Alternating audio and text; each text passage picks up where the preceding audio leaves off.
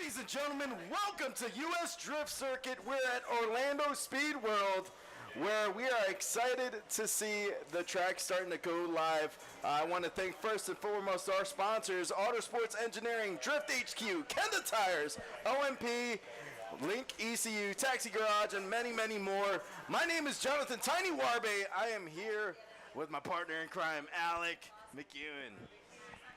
Yeah, what's going on, guys? Hello and welcome to round 3. This is US Drift Circuit, brought to you by Drift HQ, Autosports Engineering, Link ECU, OMP Racing, Taxi Garage, and many, many more. We're really happy to see everyone coming together, pretty much everyone in attendance, and this is the last round leading up to the finals.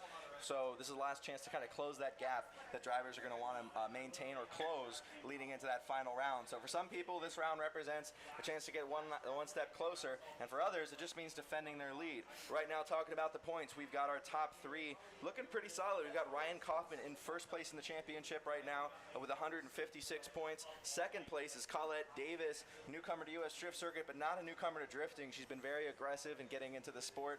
We know she's no stranger to competition, and now we see her dominating in drifting, and so she's out here with 132 points at this point. And ladies and gentlemen out there in the crowd, in the lead lane, and man, Tyler Hess out there has been doing great with that BMW. It's great to see him out there performing. Salvio, unfortunately, last round during the actual bracket, he had some mechanical issues, wasn't able to compete, but during the seating bracket, he got the first place podium, which he had the momentum. But here we go. We got our guys getting ready, lined up, and they're going for the first lap of the track. Savio Silva coming in with a nice initiation to that first outer zone, a bobble in that first outer zone, flirting with disaster with that in that zone, very shallow, but here it comes. Tyler Hess trying to dive into that pocket as quickly as possible, but man, Savio Silva is ripped up all the way through outer 2, filling that all the way out, and Tyler Hess is just left in the dust. great job by both drivers, but definitely a clear gap established there. This is just how we do now, and we're about to see them pull back up to the line again and see who's going to get knocked out of the seating bracket of our first battle. Yeah, you're seeing the drone replay right here. Just Savio Silva was able to use all the momentum from that transition going into the second outer zone. Tyler Hess performs with that BMW. Here we go. Tyler Hess coming out here with a nice little weight transfer to that first outer zone, being as deep as possible, a lot deeper than Savio Silva from what we're seeing, and going all the way through that first outer zone. Salvio is trying to keep that proximity dialed in, a little late transition, and then going into that inner clip too, and Tyler Hess is able to fill out the second outer zone. There's something going on with Savio Silva. He does have a little bit more proximity compared to Tyler Hess, but that was a very messy run from what we're used to seeing Salvio. Well, and hold on here, because I think we saw a bit of a straighten. I don't know if it was 100% straighten. I know for us, we were kind of looking at the track, we're looking back at the stream. We're about to get that the drone replay up for you so we can see what really happened, because I know it's going to be a big point for the judges to see. But yeah, a lot of wobbling from Salvio. We see him come into this initiation right here, running down, and there you go. We see a straighten and then a recommit to try and get back into the drift. It looks like his wheels might have gone complete straight there. So now's a good point time to point out that if it is a complete straighten deemed by the judges, that does warrant a 0. So and then also we see the tire drop down there. He's trying to get that composure back into it. So he just he had an issue in the beginning of the run. In the win, and moving on. How the next battle comes up. Nope, he hasn't gone yet. Lee Yearwood out there shredding tires. A lot of people aren't familiar with Lee Yearwood. Could you, like, for the people that are brand new, is just he's a very strong competitor, and he's also been on many tracks that have opened and closed that have been. So the other car is also his. A big gap going on right here. Not sure what the reason is for the discrepancy, but Lee Yearwood getting way up on the wall. A little bit of left foot brake action as he looks to dive down on this inner clip. Doing a good job on the proximities. He transitions, looking to get into this other clip. Does a good job there. Back into the outer zone. This looking to be an amazing run from Lee Yearwood as he makes his way around, and of course I wouldn't expect any less He is a, like I said, he's a long-term resident in South Florida, or in the drifting community. Yeah. And OSW has been a part of that scene for a very long time. So a lot of seat time, a lot of track time, not just in that car, but here specifically. And for the people that don't know what Nappy Boy Automotive is, that's T-Pain's crew right there. But we're seeing the drone replay. You see Lee Yearwood in the lead out there, filling out that first outer zone phenomenally. A little bit shallow on that first inner clip, but then transitioning, very snappy, filling out that second inner clip, going to the second outer zone. Track is insane. That's incredible, and I had no idea. Yeah, that's right, T-Pain, you see that happen for him. Here we go, initiation by back up, but he's not able to do it. He comes through the transition. Lear trunk coming open as they make their way around that last zone. Oh my God. So not the door-to-door battle we wanted to see, but then again, this is a seeding bracket, and but we did see him out with a winner. And then, as we were talking about in the previous round in seeding bracket, we're not doing any one more times. The judges are going to deem a winner one way or another. So yeah, the one more time would basically, if the judges deemed a battle real close, they would deem another run of the battle. But I think you got the judges' decision on this one. Yeah, I'm just waiting for the announcement to be made there on track for them to have them pull forward. But yeah, Nappy Boy Automotive, there we go. Lee Yearwood gets the win. Lee Yearwood gets getting into the sport and just really being fascinated by it. He's made drifting the subject of some of his music videos. He got the RTR team got close with him and really got him a little bit more competitive brand within drifting. So very excited to see that. And we have Tom Merman and Willie Espinosa. Tom with that Zek Nova Corvette. Willie Espinosa with his King's Performance RX-7. And Willie has been on one from last round going on to this round. I'm seeing his practices. He's struggling a little bit, but we'll see how he does with his RX-7. Here's Tom coming out here. Coming in with a big weight transfer. Oh my God! Oh no! The roll around, he knows what happened there. Explain this. What would the judges see? Yeah, well, what's going on here is, of course, we have a little bit of contact, but we obviously have a conflict, and this is not the way the run is supposed to look. So the judges in this situation have to deem fault, and that fault is going to make a big decision in what the outcome is for this battle. So here we see the Corvette coming out, trying to flick. He goes a little bit too big on angle, comes back down. He's way offline. I don't think it's the judges would make the argument that he's got full control of his car. His car should be up in the zone. He should have been full throttle, fully committed. Willie Espinosa, as he dives down here, he's just trying to follow. So remember, if you're in the chase position, that lead car is almost in your mind as a moving clip. You want to keep proximity, but here we see with the dive, and then that back end just comes around. I can't say, I think it'd be hard for the judges to come to the conclusion that Willie Espinosa was doing anything wrong in that scenario, and it was just a bit of a messy run, and I think it was just a bad setup coming into the turn, and I think he felt it. When you initiate and you've been driving long enough, as soon as you fall off that line and you're in the corner, you know when it's not right. It doesn't feel good, and it's really hard on a banked track especially to immediately put your car exactly where it needs. You need every little bit of momentum that you brought into that corner to carry you all around that turn and to keep you in the zone the entire way. So probably pretty frustrating to have that happen for both drivers. I know it's just a seating bracket, so you don't want to be taken out by any damage, and obviously that's not how you want your battle to be lost, is by any kind of mistake that you may not have been making in practice. Yeah, and with this collision happening now, there is a competition allowed timeout for Willie, because it seems like it wasn't his fault on the chase. So he gets 10 minutes to look at his car, but Tom can't even touch his car unless he calls a competition timeout. We have our next drivers up here. Guys are seasoned drivers in U.S. drift circuits. Love watching these guys compete. Alex Puig and Andrew Grindle.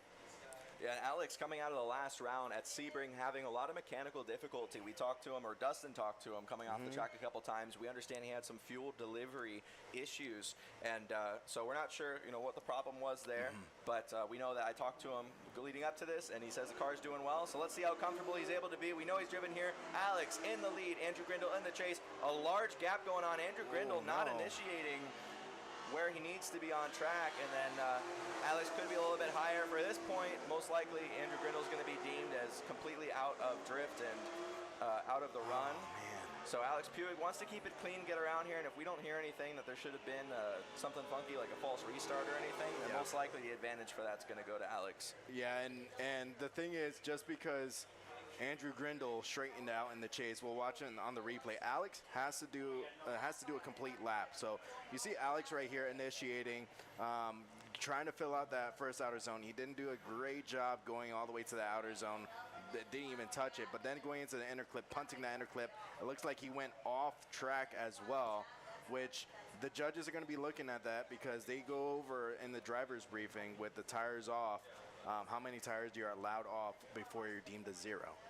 Yeah, and for a lot of people who have never seen this track, or maybe you're familiar with it through mods on video games or something like that, if you've never actually driven this car with, or driven this track with a car with power, with grip, it's a lot more daunting than it might realize. At first sight, it just looks like it's 2 big turns and an apron, but there's actually a lot of funky elevation changes as you come through that transition. You do need all of your momentum, and in a drift car, the faster you're moving, the easier those little adjustments tend to throw the car way one way or the other. So as these guys are making those transitions, even though Alex made those mistakes, I will say they're very easy mistakes to make, especially in cars of this rigor. Now we're going to have them switch sides. You got Andrew Grindle in the lead and Alex in the chase. And yeah, you were explaining with mods, with video games, and I've seen a lot of these US Drift Circuit guys using the ACS servers for practicing. No, the ACS guys are close affiliated with US Drift Circuit, trying to help out the drivers as much as possible. Even one of the drivers has them on their car, John Temple. Cool. He's not competing today. He actually blew his motor. There was some malfunction on his motor. I could talk to him later on in the break about that, but during LS Fest. Oh, no. Yeah, so a couple of these guys, actually, you have John Temple that went to LS Fest. You have Salvio Silva that went to LS Fest, as well as Ryan Acevedo. And those 3 drivers were great. Ryan Acevedo and John Temple were close in qualifying, too, during LS Fest. It was cool to see the caliber of driving from John Temple. Last year was his first kind of round after the sim, and now he's been using that sim as a tool. But here we go. Andrew Grindle in the lead. Alex Puig in the chase. Pandemonium coming out here. Andrew Grindle with a nice initiation, using that left foot brake to try to keep his back end in that first outer zone. Alex is trying to reel in Andrew Grindle. A little bit of a bobble on the chase. Andrew Grindle is coming out here. Inner clip 2 is good. Going into outer zone 2. That Corvette is smoking out that zone. And you see the number 3 on the back of that Corvette. Raise hell, praise Dale. Yeah, I mean, right there, a big gap made immediately, but Andrew Grindle coming so low on that bank, it does make it really difficult. If there's already some sort of a grip or speed difference between the 2 cars, Andrew Grindle being so low off that bank makes an even harder challenge for Alex Puig to not only prevent the gap, but, you know, it's just going to continue to run away from him. So right there on the replay, you can kind of see it happening. As we see Andrew Grindle's there, he's coming down the line. Alex almost has to drop all the way down below that white line just to try and get the gap closed. And then even here, he's just running away with it. But at this point, you know, the judges have to make a decision about if there's a reason for something like an inactive chase, how much of it is even on the chase car driver. If Andrew Grindle were all the way up on the wall and it had been that big of a gap, it's a different story entirely. Then we're waiting for the judge's decision real quick. All right, Andrew Grindle gets the win. Andrew Grindle gets the win. Okay, so yeah, what we were talking about earlier when we were talking about tire drops, it seemed like they double zeroed on the first lap, and then Andrew Grindle made a complete lead lap on that. Yeah, we saw Alex make that transition. I think it was probably coming down here off that first corner where we saw him, try to rotate the car, and he came down the bank and he just missed his mark. And coming off that bank, your car, especially when your different suspension setups come into play, some people have a softer setup, some people have a stiffer setup, but there's a really big gradient change. It's almost immediate as you come off that bank, and when your car rebounds, it's going to try and decide where it wants to settle, sometimes not exactly where you want it to. So, who knows if that came into play, but just to show how easily something like that could happen. Now we have our next battle coming up. Justin Sosa versus Sasha Prospero. Sasha, he's been a very growing favorite of mine. Watching him drive, he's an absolute animal on any track he goes to, showing his flair, his style. Justin Sosa, before in the previous round, he was doing a great job too. But Sasha has been, he's just a hitman out there. Yeah, Justin So-So is anything but just so-so. He's a great driver, and I'm excited to see what he's going to make of this round. both of these guys have really competitive chassis also, so this could make for a really good battle. Here we go, Justin in the lead, Sasha in the chase. A little bit of a gap for me as they go into the first corner, way down the bank again, almost falling out of drift. He tries to get back into it, a little bit of wobble as he makes his way back up towards the top of the track, almost reaching up to the outside zone before it's time to transition and come down. Sasha Prospero looking to use this transition to narrow himself out and reel him back in again. That gap is pretty big. He's going to need to work a little bit harder. And a little bit of a messy start to that one, cleaned up near the end.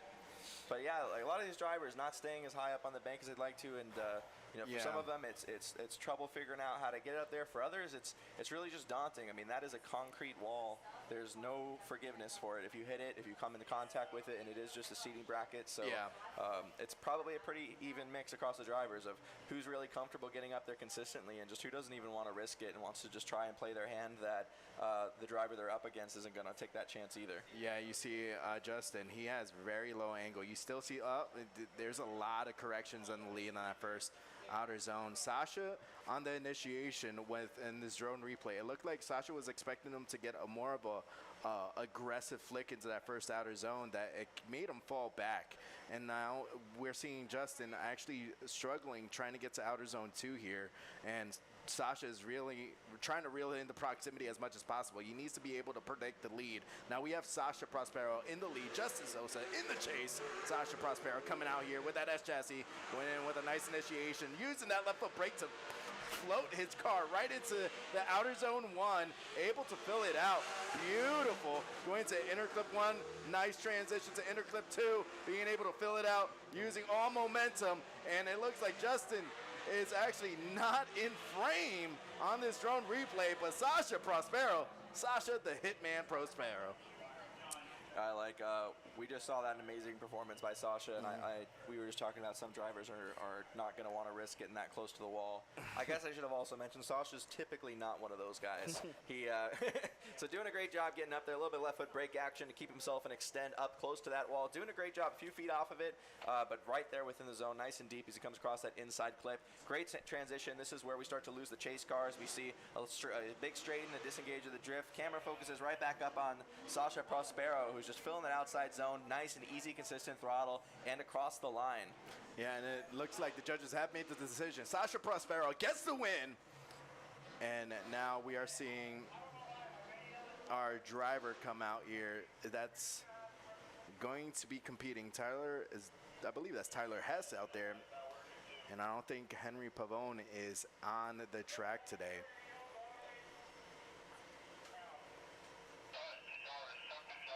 And with that being said, when there's no driver to battle, they have to do a buy run. And it's basically they have to go around the track under power, making sure that the car is able to run.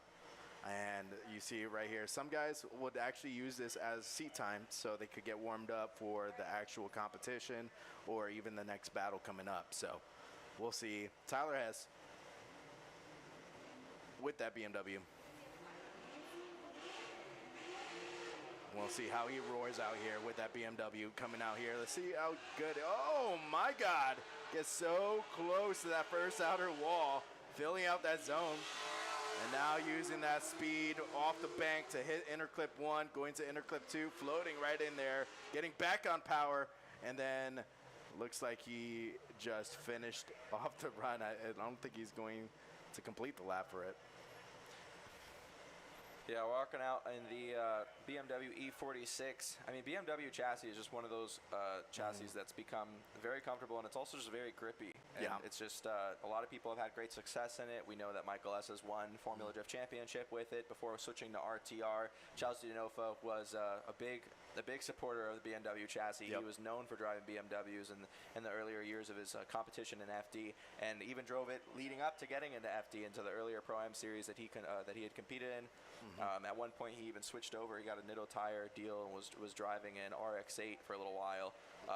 He said, "Give me back my BMW." Went right back to it. So we know that even Colette, we talked about her earlier, switching from the Corvette to the BMW, which is also, we know, is another chassis. A lot of Corvettes are coming out. It's a great chassis that wasn't obtainable earlier on in Formula Drift or in drifting in general, but as the prices have come down and parts availability for this sport has become available, it's also one that people are getting comfortable in. So love to see it. pulling out. It looked like his first half of his run before he decided to call it and just pull off track was doing great. So we should see some good stuff from him throughout the day. Now we're gonna see. I believe the next battle is Juliano Emmanuel versus Gabriel Ramallo. And seeing these two drivers out here, the Gabriel and Juliano have been out there in the fun run scene and in different kinds of competitions to try to get themselves situated.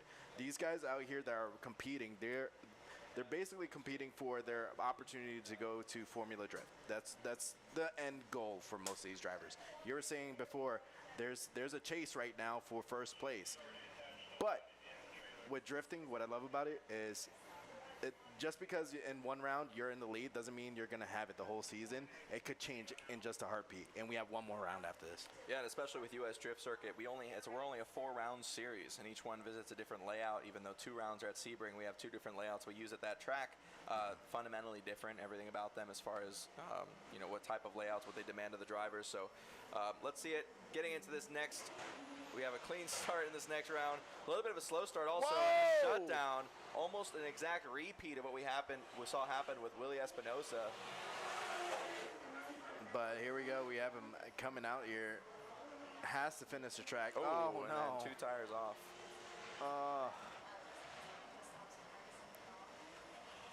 No. But that's the one thing that I wonder what the spotters say. So in drifting, there's a team effort. It's always a team effort. You got a spotter there that's talking to you.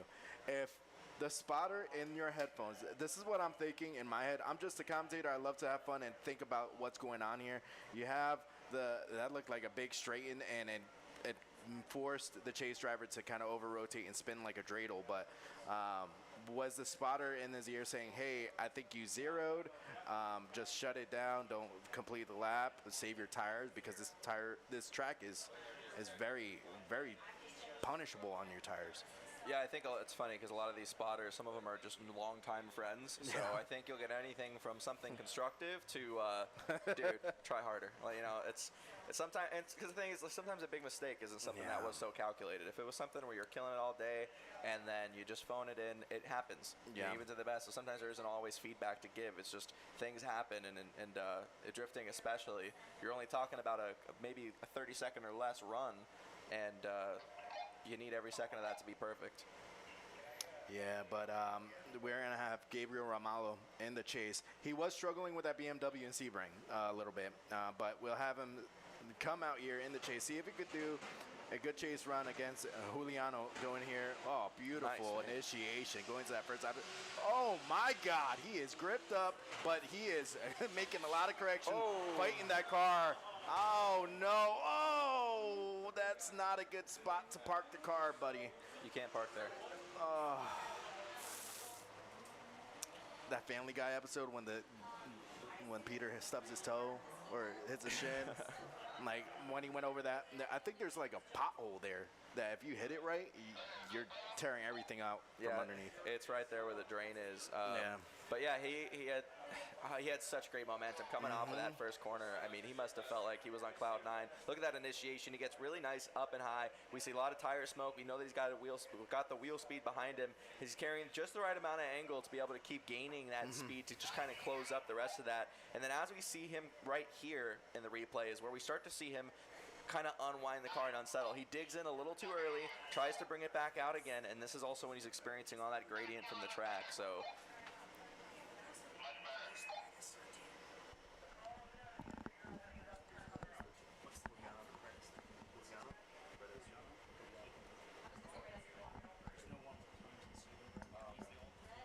So we're getting some confirmation from the judges.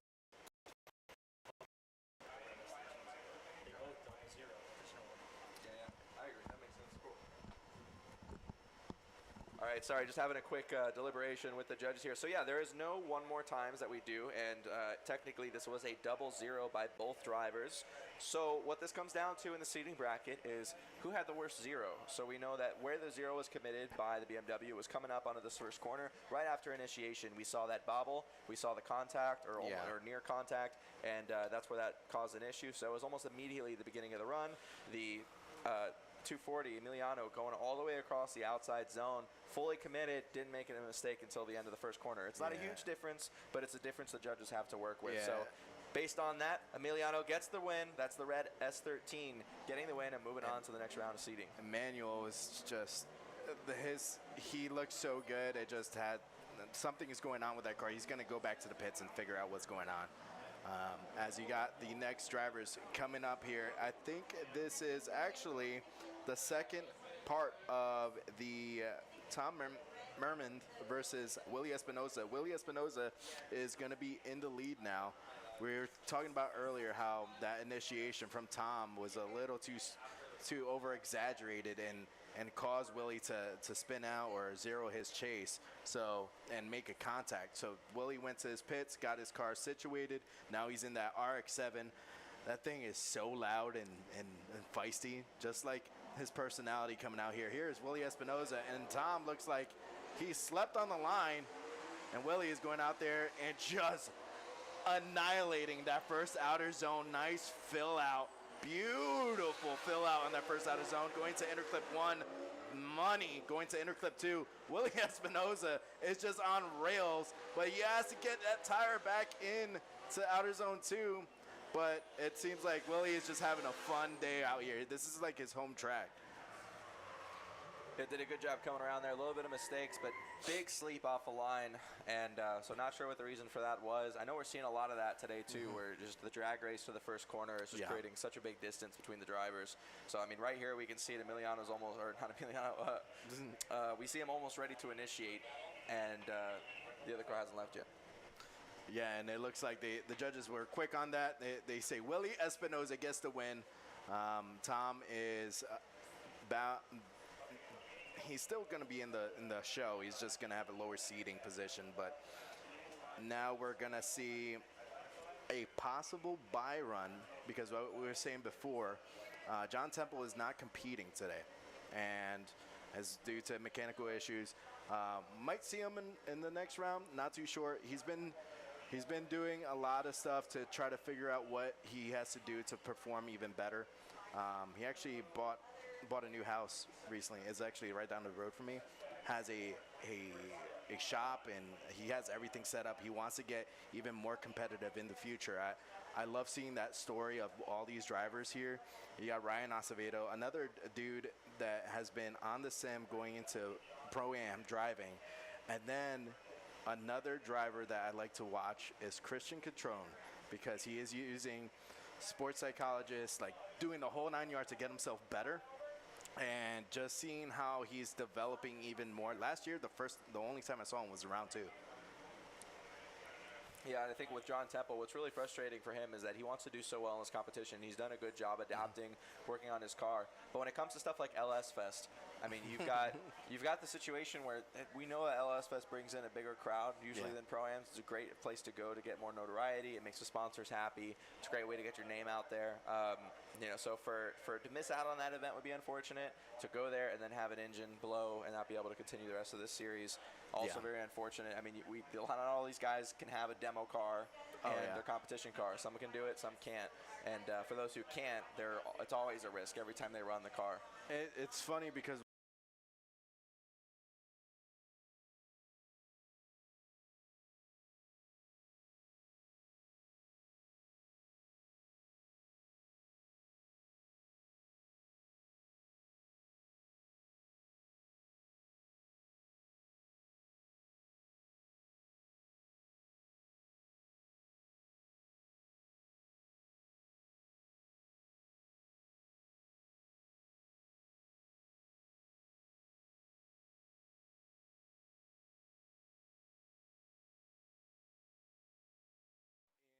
the YouTube chat, the production team is analyzing what you guys are talking about. So I appreciate the positive critiques to get the stream better. This has been some growing pains, being a live event and streaming wise, which is normal with most events, but every day we try to take a step better. So I love the team that we have here. A lot of us are volunteers, volunteer our time to have fun, and commentate these competitors. Yeah, I mean, a lot of the volunteers themselves they're big fans of drifting. Some of them have their own cars they're working on. Some of them just want to have a car someday. Some of them used to compete or used to do a lot of a lot of competition, a lot of driving. Now they've taken a step back and they're just they're just enjoying it. They just want to be present and be a part of something that's growing and creating an opportunity for a lot of drivers in the scene. So, great job. A lot of these drivers that are coming out here today, I know their teams are also putting in a ton of work. Some of them could not do it without the team backing them. I mean, this has definitely come to a point where the sport is not just show up, drive the same car home. I mean, you have a trailer, you have all these things breaking, there's so many things you need to manage to make sure you're being competitive. So, and at this stage, the driver can't be doing everything on his own. He really needs to lean on that team, because the level of focus you need to have as the competition rises, what your car has to rise as far as how much grip and how much speed, how you're going to be carrying. I mean, you just need to, your day as a driver needs to be spent focusing on driving. And the weight that lifts off your shoulders to have a team that can take care of everything else so you can just drive is where it makes it a team sport. Yes, for sure. Now we have our next drivers come up, and you have Andrew Grindle coming out here, and we're going to see him compete against John Windam. John Windam with that BMW. And John Windam is a man. Seeing him drive, these two drivers are very aggressive, I would say. They're the guys that are out for blood, and they would go out there and try to throw their car as hard as possible on the track. So this is going to be interesting to see this matchup. I've yet to see this. We'll have Andrew Grindle in the chase here, and John Windam in the BMW in the lead. John Windam coming in with a nice initiation. Here comes Andrew Grindle with that Chevy Corvette, but falls off the bank. Unfortunate for him, but John Windam has to complete this lap. Going into interclip 1, he's able to touch it, and then going to interclip 2, flirting with that zone, and then staying in the track, going to outer zone 2. Andrew Grindle last year had a struggle a little bit. I believe he was one of the guys that was having transmission issues, as well as some other drivers. The thing is, like with Chevy Corvettes, they're now starting to become the more popular chassis, but I think it's a lot harder to replace the parts. What do you think? It's just they have some funky setups. Like some of them, the parts are just oriented a little differently. Not every Corvette is as useful or versatile for drifting, and it just also comes down to feel. A lot of people like the way BMWs feel exclusively. A lot of people like the way Hess chassis feel exclusively. I feel like for the Corvettes, they can get pretty grippy, but they don't seem to have as much of that aggressive side bite and pivot, point that the BMW has. A lot of these cars, the way that the weight plays into it, the car's going to pivot on a different axis depending on what you're driving. So, yeah, absolutely. But we saw an amazing first run so far from, this one says, oh, it's Hayden Williams. Hayden Williams is here. Bracket says John Windam. Yeah, I think it's John Windam. I'm pretty sure it's John Windam, but John Windam doing a great job on that first run. He got high. This driving is very atypical to see from Andrew Grindle. We know he's very comfortable on this track, so later we'll try to get a talk with him, figure out what was going on, so we have some more information to share with you. Here we go, initiation, Andrew Grindle, middle of the line so far, middle of the bank as he's trying to get himself back up. That's going to generate a big gap for him and the chase drivers. They come across the middle of the track. Like I said, that gap established, but it's difficult to figure out where to put it on because of that mid-line. We saw John Windam carry a much higher line before, but Andrew Grindle doing a good job wrapping around that last corner. Good angle, good smoke, and good line as he comes across that last sweeper. Oh, no.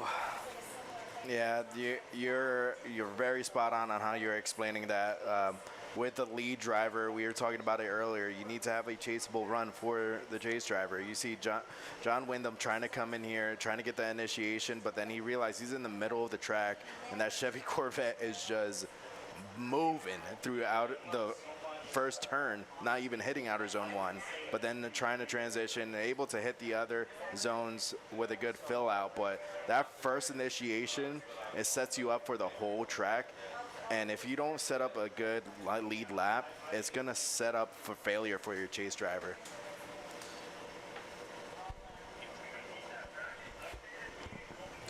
All All right, and we have an answer. Andrew Grindle gets the win. Andrew Grindle gets the win.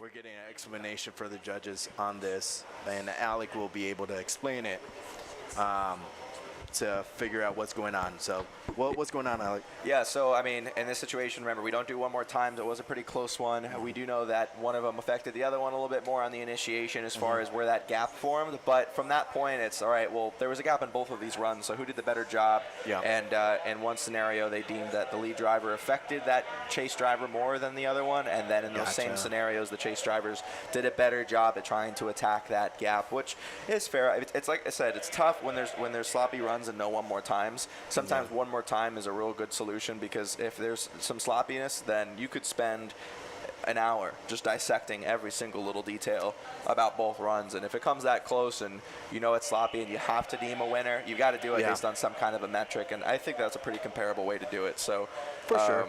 So there we go. We have an answer there for you. Remember, this is just a seeding bracket, it's just qualifying, and big show is where the main points are to be gained. So anything can change. Sometimes people, like, we were actually having a conversation before the stream went about some of these driver strategies and what they're thinking about where they want to be in qualifying. Of course, you get some points in qualifying, but at the same time, it's going to determine where you sit in the bracket. So as a strategy, some people actually don't mind being at the bottom of that bracket or on the lower end of the bracket, because when it comes time for competition, their hardest battle in theory would be that first one. And if they can knock out that driver, then they can pretty much autopilot and coast through a little bit. But either way, it's going to be a huge motivation for you and a huge confidence boost if you win that first battle, and you'll likely knock out someone who's doing pretty well on the point. So it's a big shakeup when you have a really good driver who ends up having to fight his way up from the bottom of the bracket in the main show. Now we have Leo Alvarado versus Carlos Santos, and he is known for sleeping upside down. I don't know if you guys know that. He uses that for meditation purposes. But Carlos Santos, I'll have to try that. It's in the S chassis. He's a very, I love these drivers. These drivers are awesome. Very personable. That's something you could see in the whole drifting community. You could go to a driver, have a conversation, shoot the breeze with them, have a good time. But Leo, on the first round, he smacked the first outer wall so hard. We were both in shock at one point, and he's a skateboarder. He's used to getting impacts at times, but he's in the Chevy Corvette here, and Carlos is in that S chassis. Let's see how they perform here. Yeah, Leo Alvarado, I want to say that was probably one of the hardest crashes we've had in U.S. Drift Circuit history. We know we've had a couple ones. We know one of the biggest ones that comes to mind is Ryan Avocado and Louis Lanz coming into the same track here where we saw one of them go airborne. We haven't had too many big crashes, but that was definitely one to remember because it was hitting the wall, and it was a really solid wall. We were all checking out, making sure that Leo was all right. So a little bruised up, but he's back out here today. No more bruises, back into the right mentality to try and come out here and win. And talking with Carlos Santos earlier, trying to get more comfortable, try to figure out his car. This is still his first season ever driving this car. He got it finished right before the season began. He's really trying to just figure it out. He's a good driver. He knows what he's doing. But being able to bring it to this track and in practice, I know he said he was having a little bit of a lack in confidence just because he wasn't really getting the result he was hoping for in practice. So at this point in the day, we're later on, and you just got to try to absorb what you can with each lap. And on the bright side, on the positive end of things, like, it can lock in for you at any point. It could be this run right here where we see him do something he wasn't doing in practice because he's got nothing to lose and he just wants to send it, and he finds a way to get that extra wheel speed he was looking for, because I know that was the problem, was just getting into the gear he wanted to be and having the wheel speed he wanted to have. So so we're just waiting here for them to be ready to go and get the green light. I know I saw him earlier. He was coming off of the skid pad, testing out his car, trying to get stuff situated. And Orlando Speedworld, the great thing about this track, not only Formula Drift comes here, but there's so many fun runs. The Black Friday actually drift competition. They basically do King of OSW here too, and it's insane to see here. Now we have Carlos Santos in the lead, Leo Alvarado in the chase. S chassis versus Chevy Corvette. coming out here. Carlos comes with a very timid initiation at first outer zone. Leo was not expecting that, but Leo is able to fill it out. It looks like Carlos is moving off track. Something possibly going on with his car. Yeah, that's going to be definitely interpreted as a 0 right there. We saw him get into it. We can kind of understand a little bit better why we're seeing those commitment issues on that first corner.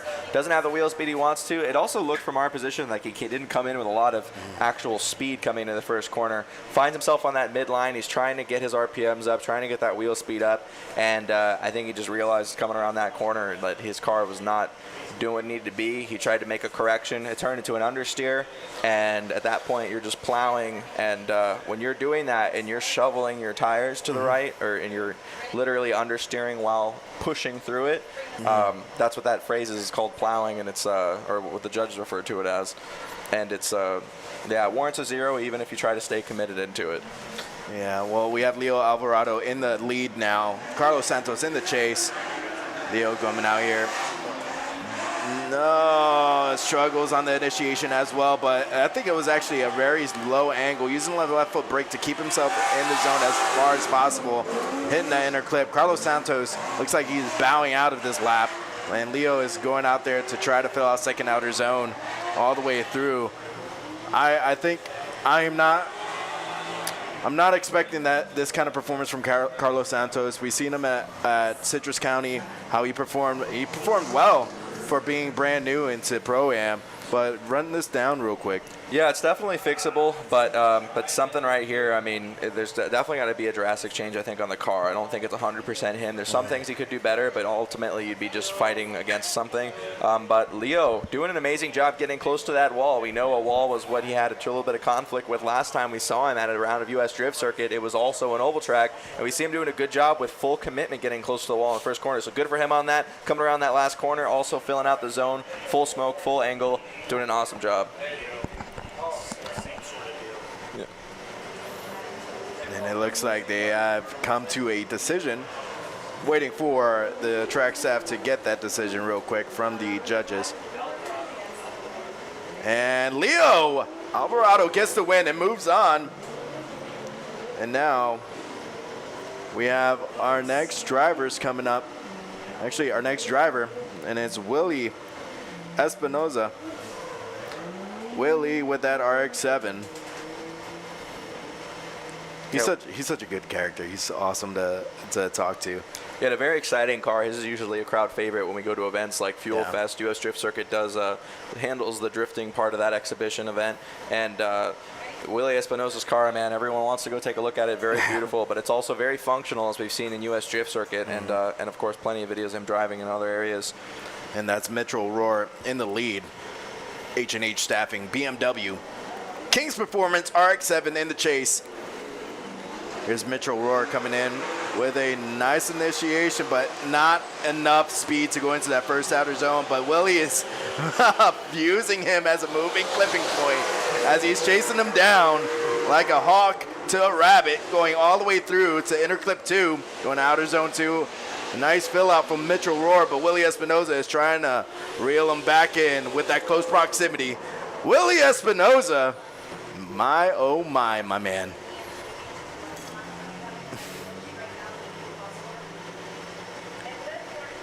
Yeah, we have Willie coming out here just following the lead driver. It's really good. That's one thing that I love to talk about, is being a chase driver is you have to be talented because you're supposed to follow exactly what the lead is doing.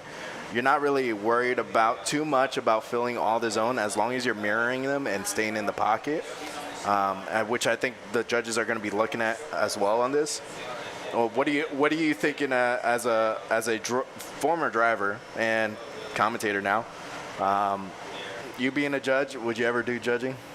Yeah, I mean, I quit driving because there's too many sweats, and now Now I just talk about it. No, but the biggest thing here is, yeah, the moving clip, you nailed it on the head. You want to do the best job you can, even if the lead driver is not on the correct line. As long as they're not leading you into anywhere that's dangerous, you want to try and just follow them there. And he does a good job just mirroring that, trying to get close. It also does help with like reeling them in. If you disconnect yourself from trying to just shadow the lead driver and you're just doing your own thing, if you don't know precisely how you're going to gain that advantage and get that gap, you're actually worse off. You can do a better job closing that gap if you do follow the same angle. If you're not as deep through this transition and you transition early compared to the middle of the track because you're transitioning at the same time rhythmically as the guy in front of you, then what you're really doing is you're actually going to be able to cut the line a little bit and surge. So as long as you're doing that, you can make small adjustments to do everything else. So Willie Espinosa doing a good job kind of doing that. And we see both these drivers have cars that are more than capable of getting up there on the bank. So I'm excited to see what's going to happen now. Willie Espinosa is particularly strong in the lead position. And in that chase, too, the other thing to mention is that, there's just such this factor of tire smoke. Yeah. A lot of people don't understand that when you're driving these cars compared to when you go to just a track day and someone's driving with the stock engine, like stock 350Zs, is that tire smoke isn't really a big factor. You can always see the car in front of you. With these cars, they're making so much power and so much tire smoke that there's times where you're going to be mimicking the lead driver and then you're just going to lose complete sight of them for a little bit, and you're going to have to drive with muscle memory and hope that when you come through the smoke that the guy's exactly where you left him and then you're still right on his door. So this is definitely one of those tracks that causes that scenario, because if you fall behind on that first bank and they dive down and they transition, you're going to have to come right through that smoke at some point. So so good on any of these drivers who maintain themselves through the middle of the track. A lot of drivers get lost there. Yeah, I think that's the scariest thing about being a competitor here is getting lost in the smoke. And even watching it, you'll see no car, and then out of nowhere, a car just bursts out of the clouds and just gets back on the pocket. That's a lot of talent for some of these drivers to even know where to hit, and they all have visual cues. Yep. And we're almost ready to go again, but in the we have a name for our lead and our chase lane. These both say Drift HQ, but we've got our lead lane, Drift HQ, one of our title sponsors here. Drift HQ's got all of your drifting related parts. You can get anything that you need there, from angle kits, suspension, e-brakes, a lot of these things that are necessary to make your drift car functional. The team there is very supportive. They know a ton about this motorsport for a variety of different chassis, a lot of experts with Drift HQ now. They're a distributor of many part supplies, and then when it comes to even their track support at events, they're very well known for bringing a little bit of spares, a little bit of extras for just about any car that's common. So so very happy to have them with us. Here we go in the lead, Willie Espinosa. Let's see what he's going to do as he gets out to this outside zone. Doing a good job getting close to the wall. He wants to stay fully committed on the throttle so he can keep that zone filled all the way out, but an amazing job in the chase. BMW glued right to him as they come through. Here's where I'm talking about coming through the smoke. A little bit of a loss through the smoke, trying to get that ground back as he takes out that clip. And Willie Espinosa, meanwhile, just locked in on that angle. Somebody hand me a protractor. I think it's sitting right there at the same angle all the way around the track. Wow. Willie Espinosa, man. But a fair battle there. All things said, that was awesome. Willie Espinosa out here in the first outer zone, just that RX-7 rocket ship, just diving right into that first inner clip. Huge momentum going to inner clip 2, then filling out the outer zone 2 as much as possible. That car is beautiful driving around this track. And if you notice, for people that don't notice the little intricacies of drifting, the one thing you look at is the front tires. If you look at the front tires of this RX-7, there's a little bit of correction on that first outer zone, but throughout the whole track, it's very consistent and smooth going through it, and it makes it better for the chase driver as well. But the judges have come to a decision. Willie Espinosa gets the win and moves on. Great job, Willie. Willie, Hey, man. we got a new graphic. Look at that. It's awesome. Willie Espinosa gets the win. Really cool. Like we're going to do that more often, I think.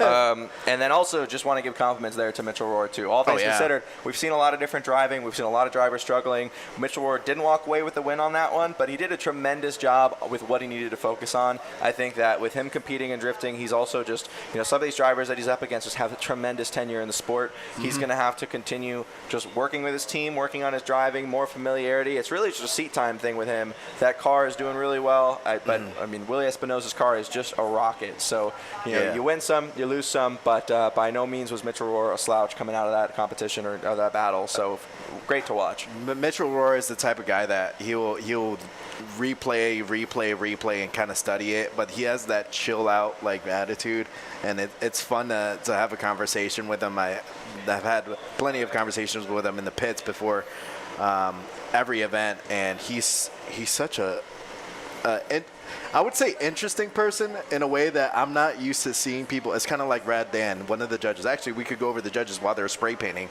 Rad Dan over here, he's the most chillest dude you could talk to, always using flip-flops. But when he sprints across the track, he is breathing heavy. He was like, never run that far. And then we have Kelsey Rawlings. Both of these drivers actually drive in Formula Drift. And Kelsey Rawlings is pro spec.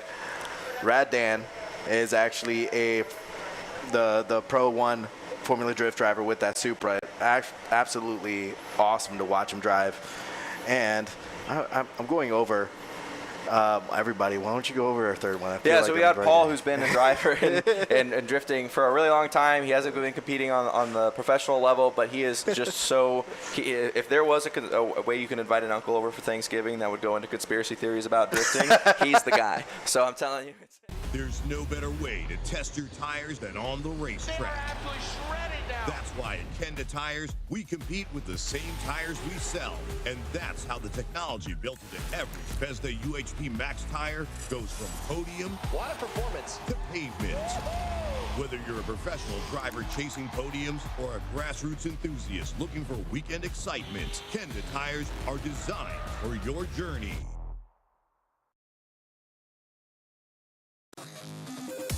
Link is the engine management solution for champions the world over. We know what it takes to win, pushing boundaries, performing under pressure, and having the best people on your team. Our tech support our performance specialists, available 24 hours and ready to talk one-on-one about your winning formula. Link ECU, the performance, reliability, and power to get to the podium.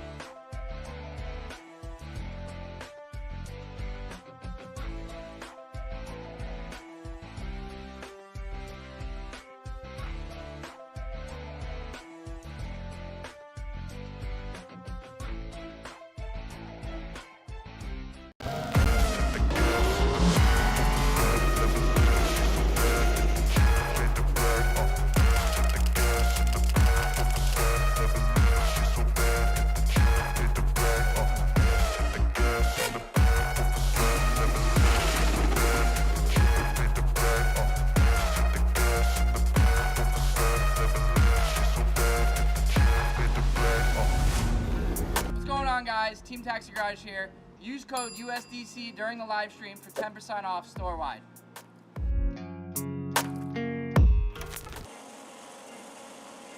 If you're building a track car or a daily driver, Autosports Engineering has got you covered. We manufacture some of the best billet performance parts in the market today, from transmission conversions to custom carbon drive shafts and drive shaft adapters. We use only the highest quality materials and equipment to ensure that our parts are not only strong, but also the finest quality. Whether you're looking to improve your vehicle's performance, reliability, or durability, Autosports Engineering has the perfect solution for you. Whether you're building a dedicated track car or a daily driver, Autosports Engineering has got you covered. We manufacture top quality billet performance parts that cater to a wide variety of applications, from transmission conversions and custom drive shafts to valve covers. We use only the finest materials and advanced technology to produce the most reliable parts out there in order for you to achieve your goals. If you would like to find out more about our products, feel free to reach out to us at autosportsengineering@gmail.com or check out the website at autosportsengineering.com.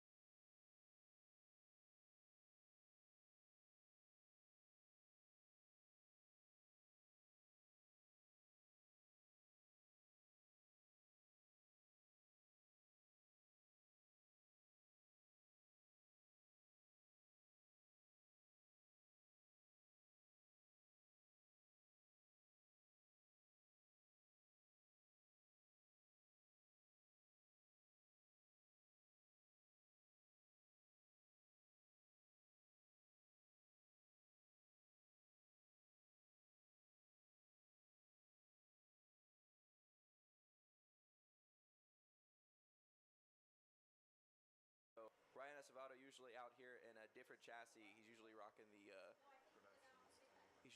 the 350Z, which is pretty much rocket powered, very quick chassis. Now he's out here in E46. Sasha Prospero in the chase. We already saw him in the previous seating bracket battle do a tremendous job filling out all the zones. He's locked in. He's been with US Drift Circuit for years. He's been attending every single event he can get his hands on.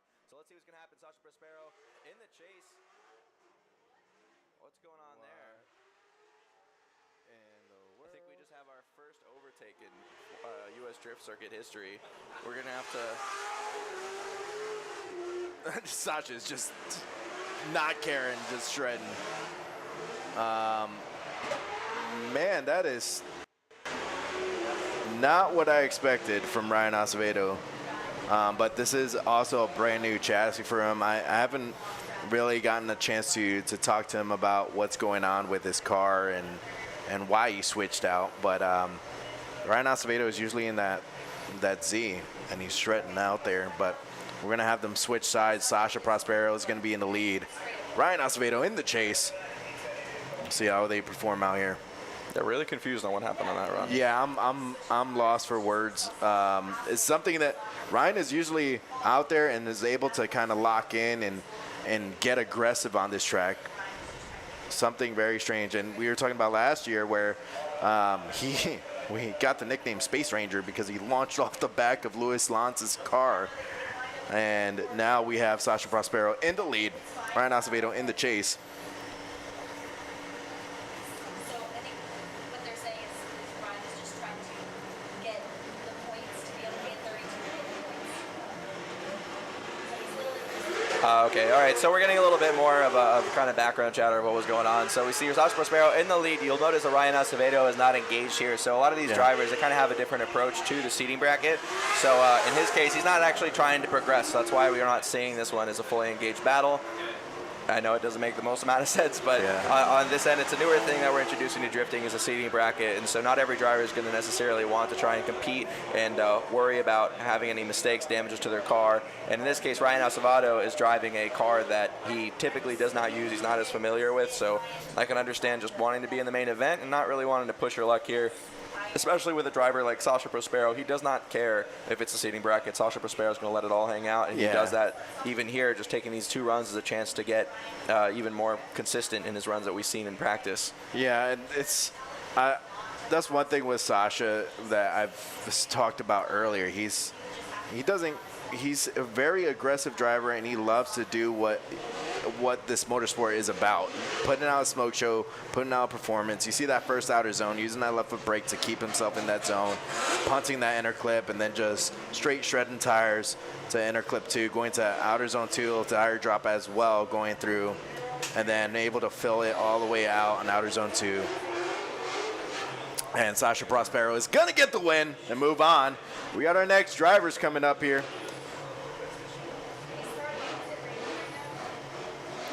Looks like Tyler Hess versus Juliano Emanuel. Tyler Hess is going to be in the chase. Juliano is going to be in the lead. And this goes by, so lead, whoever gets the first lead run is usually at a lower ranking on the bracket. And so that's why if you would look at certain like Formula Drift brackets and you get confused why the top guy is not driving in the lead like normal. It's just how the bracket's set up. They always go by seating position. Yeah, in this case, we have a pretty good battle here. We're going to get to see Tyler Hess has been doing a great job all day in practice and earlier in the seating bracket. And then when it comes to Juliano Emanuel, he has been coming around the track with making a lot of smoke and a lot of speed. His car's definitely got what the job requires from him. But coming around the other previous run, we saw him ride all the way around the bank and then disengage. So not sure what's going on here. I think they're just going through the track with power to save some tire. Yeah, so he was originally in Colette's car, which he had purchased. He was able to use the BMW, but he had to ensure he qualified or did the seating, otherwise he'd be stuck in the Corvette with no tires for him. So he blew his motor. Oh, we're getting four seasons on that motor. so not bad, but Yeah. this size hole behind the alternator. So we did get an explanation on Ryan Acevedo.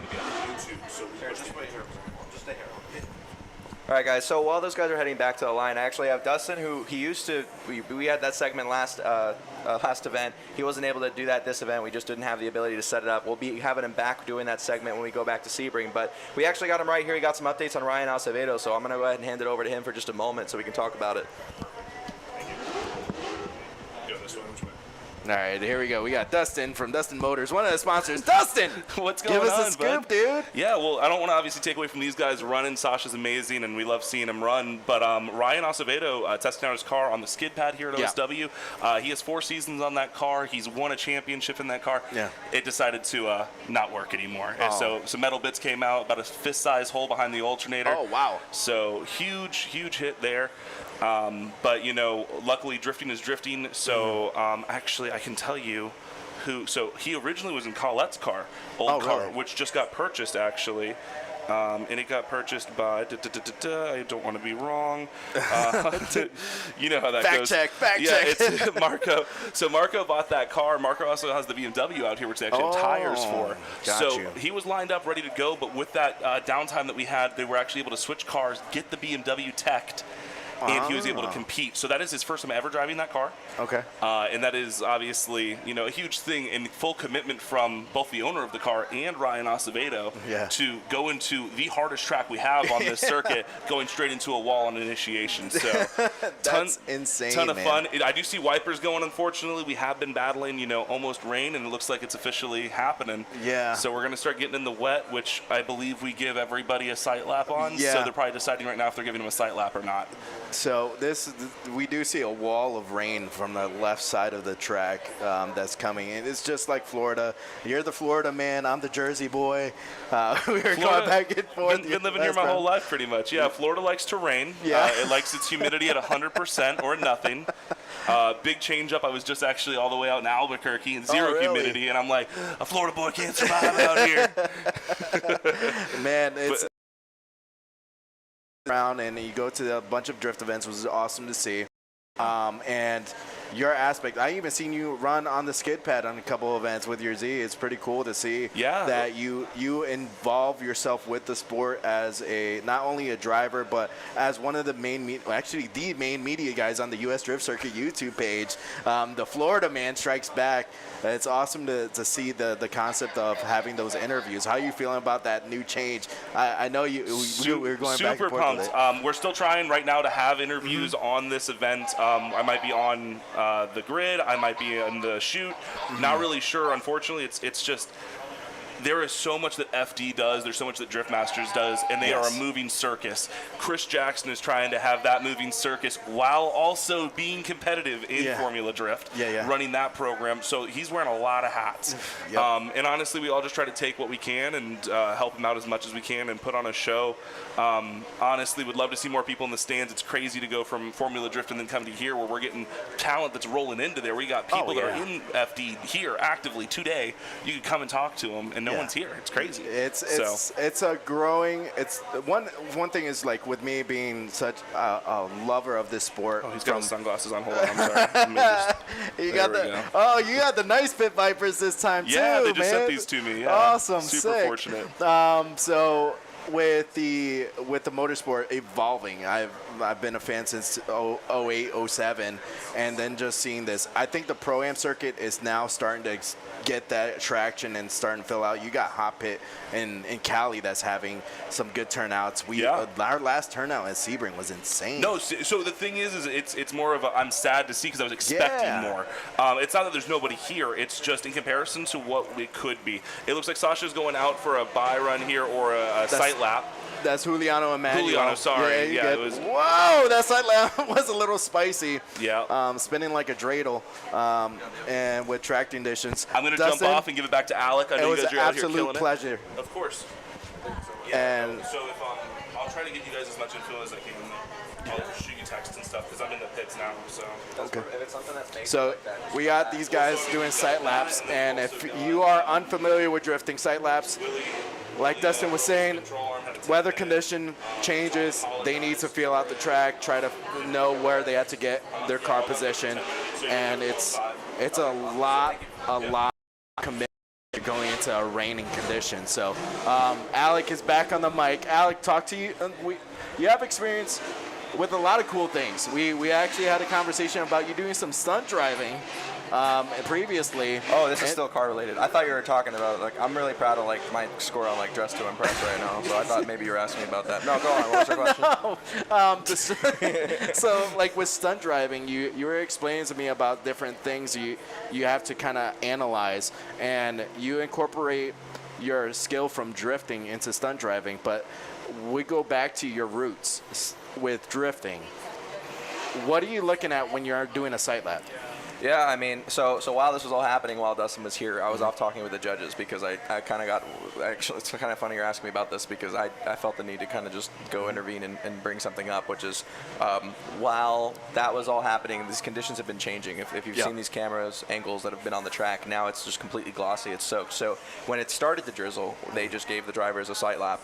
And the goal of the sight lap is to retain information about what the changing conditions are, so that way you can, on your actual laps, commit and do what you're supposed to do. So usually you're only allotted one sight lap, and then from there you go right into your battle. And that one sight lap, you feel it out, you figure out what's going on, what's different, and you go.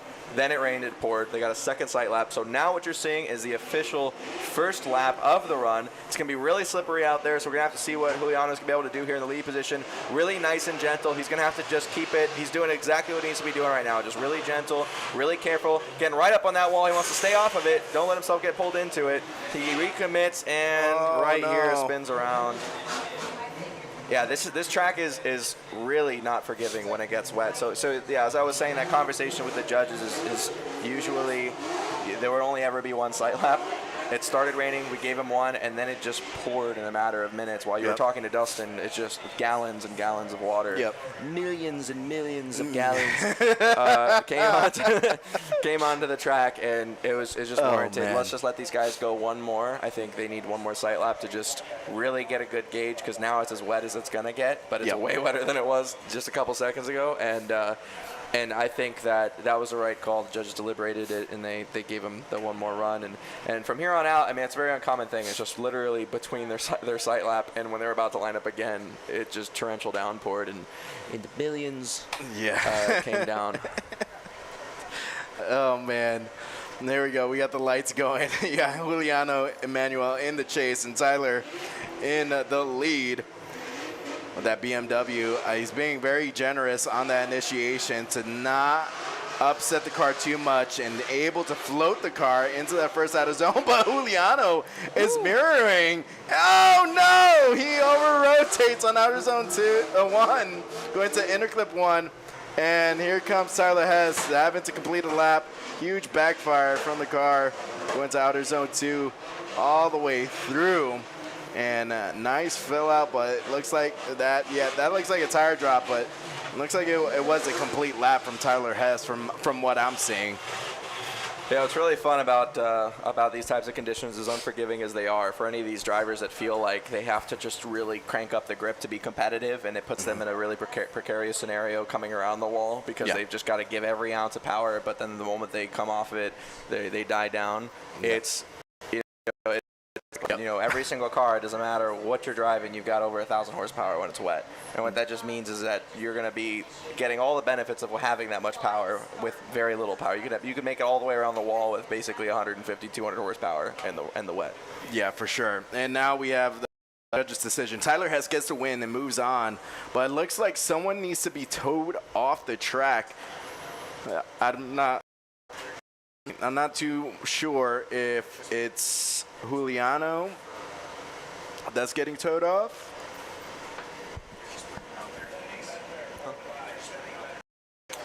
They're bringing the tow truck out there just in case of flatbed, just in case someone smacks into that wall. We did see one person hit the wall in practice, actually more than one person, but the one person that I caught was Duarte. Duarte smacked that wall, and his rubber from the wheel just flew off on the first outer zone, and it's kind of sketchy when you're going into this wall so fast. Yeah, and I mean, I do think it's a good idea to bring the truck out there. Yeah. I think that we have amazing, talented drivers now in this series.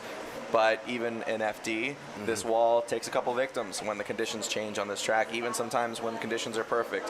So that'll make things easier, a lot smoother. We do have the open track day here, and that's another thing worth mentioning. If you're watching this stream and you wanted to drive and attend the event, we have open track day. The skid pad is open. While we come here, we're already in the area. Other end of the track, so US Drift Circuit has the skid pad open. Everyone is able to line up and get a ton of seat time, and since these events aren't as vocalized in the Central Florida scene, a lot of people don't realize just how much track time you can get. I think we've only got a handful of drivers in the skid pad today, so if you've ever wanted to get a good deal on the amount of laps you're going to be able to get in, this is the event. Then we have a buy run going on, and it looks like is that Andreas Messner? Yeah, that's going Messner through? out there on the wall, doing a good job just floating it around, not getting too slippery. And he's being able to just complete a lap. That's his buy run. He's going to be moving on to the grade 8. And then we do have our next battle is going to be going on. And so far in the grade 8 battles, we just saw the Tyler Hess battle and Juliano Emanuel. And we'll have Lee Earwood versus Willie Espinosa. And it will be Andrew Grindle versus Leo. And that's going to be a crazy battle if they get themselves situated. But right now, our battle here, Lee Earwood, Willie Espinosa. Willie Espinosa in that RX-7. Lee Earwood with that BMW. You see the track conditions. Holy smokes, man.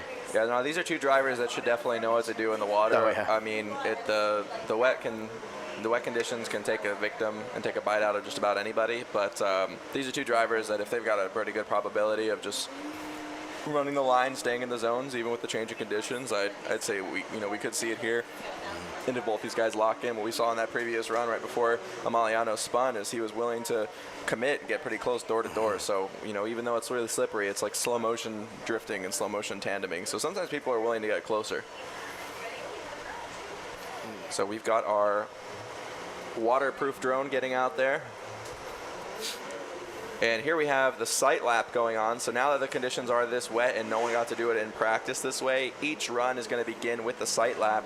So here we see the drivers to kind of gather more about how they're going to get this information on the track is they're going to both probably take this midline, which we see happening, of just getting an idea of what the grip is. You don't want to run all the way up on the wall on your sight lap. You just want to gather information. Where are the puddles?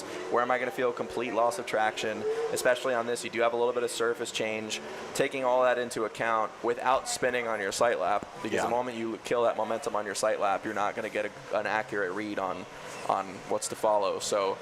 But there we go, just kind of seeing a little bit of replay action there too. It's crazy because when you're looking at OSW and you go from some of these guys we were talking about earlier, they use the sim and they kind of use that as preparation. One of the drivers I talked to said that the bump on the sim is more over dramatic compared to what it is in real life, but that actually sets them up in more of success. Kind of like prepare for the worst and don't expect the best, but then when you expect the best, you're okay. Yeah, and I mean, going over the bump doesn't require a lot of compensation. It really just has to do, like, it's not like when you go over that bump, now you're cranking your wheel for when you land. It's more so that as you go over that bump, you just want the trajectory of your car and the momentum of your car to be very linear right across it, because that way you're not going to have to move the wheel too much coming over it or anything. You might have a slight correction after you come off of it, but ideally, it's just kind of like if anyone's ever taken like a bike off a ramp. You want your momentum to be going right off the end of it. You don't want it to be going off to the left left or to the right, or you're going to have a bad time. But anyways, here we go. This is now not a sight lap. This is the official round or first run of this battle. Lee Yearwood in the lead, doing a good job, keeping it a little bit safe, not getting too high up. It looks like he's going to flirt a little bit more with the outside zone as he finishes the outside of this run. Willie Espinosa a little further back, doing a great job coming across that outside zone as they come through this transition. This is where it's really wet and wild. Lots of puddles, lots of accumulation of water as they come across the zone. Willie taking out the clip, and then it looks like we might have a little straight in there. Yeah, it looks like Lee Yearwood's just phoning it in on that last turn, and Willie Espinosa making his way around the rest of the track. It's so wild to see this kind of, I would say, the driving. And with one thing, as a young kid, when I was younger, the one thing I loved about cars is watching like the movies and seeing stunt drivers. And then I fell in love with drifting because it's like, it's a competition stunt drivers in a sense. But you see Lee Yearwood coming in with an initiation, trying to be as generous as possible to not over compensate from the rain. But it seems like while he was diving into inner clip 1, that puddle that's there actually kind of hydroplaned himself, and then he was unprepared on what's going on to the second inner clip that floated him out. I think he felt like he was going a little too fast to outer zone 2, that he had to kind of straighten out and kind of shut the car down. But Willie did the right move. I guess the spotters was looking and telling him in his ear to kind of sit back, let him drive, and when you feel safe to get that close proximity.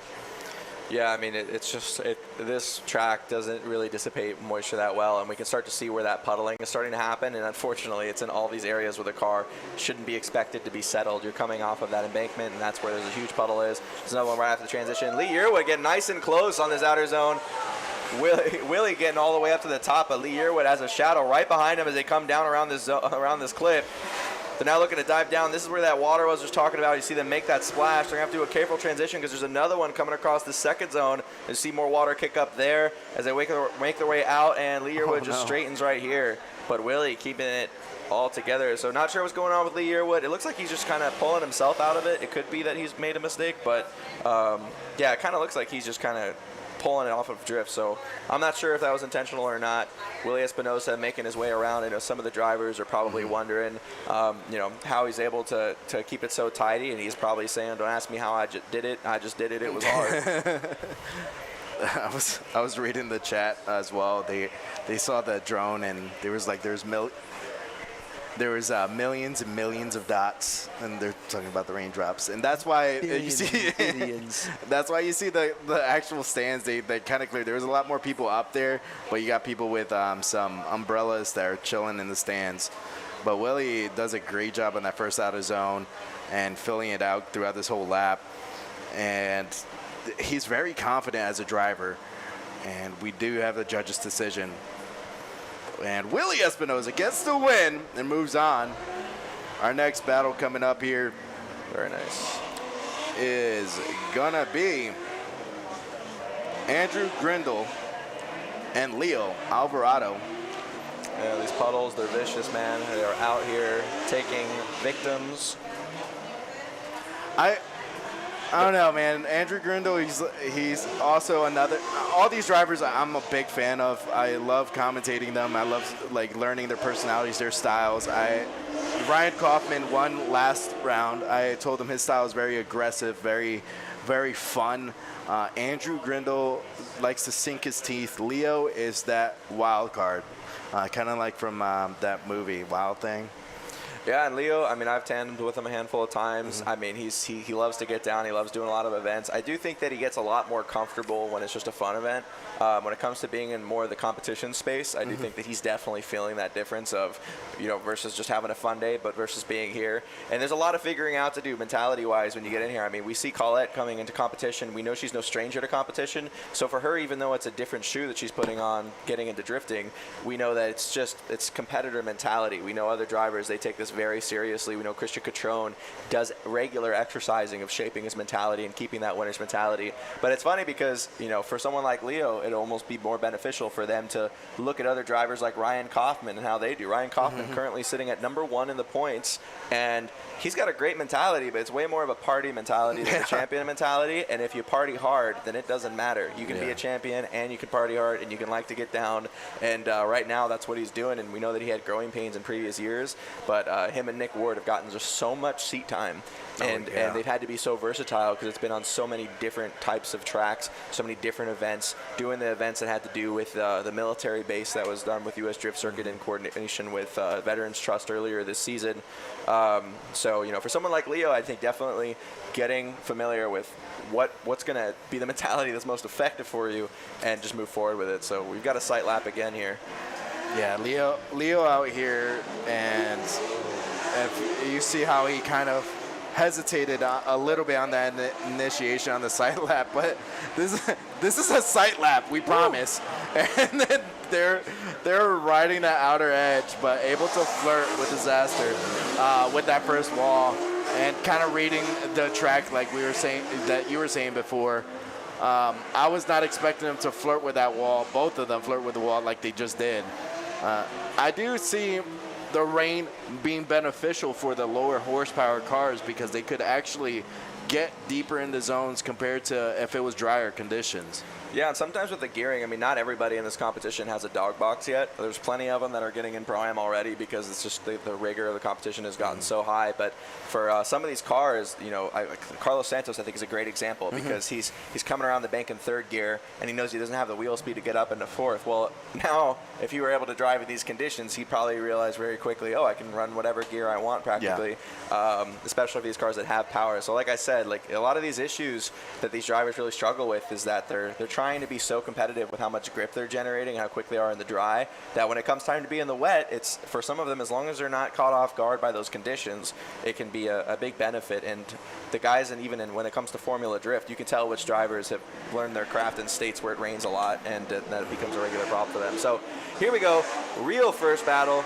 We have Leo in front, Andrew Grindle in the chase. Coming around that first corner, Leo doing a great job getting up on that wall again. He just did in his sight lap. He copied and pasted that maneuver all the way into this one. Andrew Grindle just feathering that throttle to do what he can to get around the corner and stay close to him, mimicking. Good job transitioning at the right time. Both drivers staying on track. Coming through that water, though, you can see just how much moisture there is there now.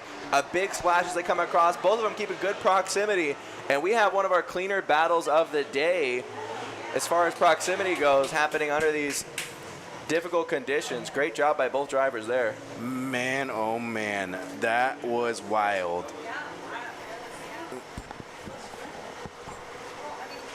So now looking at the track, yeah, you can definitely see where these puddles are. So on the track, there's these two orange cones.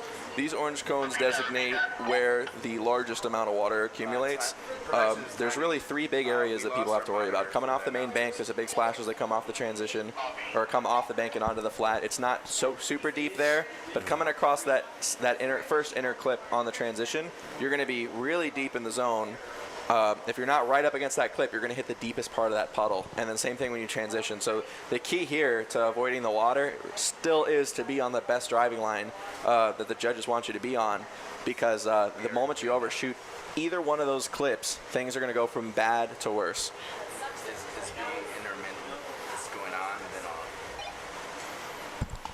Now we have Andrew Grindle in the lead and Leo in the chase. This rain is just going down right now, and here they go. Andrew Grindle coming out here with a flirtatious initiation, going to that first outer zone and riding that bumper on that wall, being as aggressive as possible. That Grindle Garage Chevy Corvette missing inner clip 1, but transitioning to inner clip 2. Is he able to make it? I think he does touch it, going to outer zone 2, flirting with it, and then getting back on throttle all the way through to the end of it. Looks like a possible 2-tire drop on that final outer zone, but the judges are going to be looking at it. If you're look at Leo, he is going swimming with the Chevy Corvette. It's kind of like one of those moments when you're a child and you jump into the big puddles to see how big it is. Yeah, the intrusive thoughts, I think, just won there at the end, and I don't blame him. That puddle is massive now. Just want to be a little bit careful, though. You don't want to hydrolock your engine there. A lot of these guys, they have, like, just their intake is just to be wherever they can get the coolest air to it. Mm-hmm. So sometimes that means putting it a little lower to the ground, a little bit by one of the bumper intakes, and then, yeah, if you don't have something to keep the water out, you could be in trouble. That was just all feedback on that one. So there we go. We have the 2 runs. We could have seen some off-track action, so the judges are going to have to take a look at that. And, man, it is just really coming down right now. I don't know if the camera does it justice. I am very happy to be an indoor princess right now. Just usually we're on top of the trailer, dude. Like, and being at OSW, I do like it that it's closer to where I live, but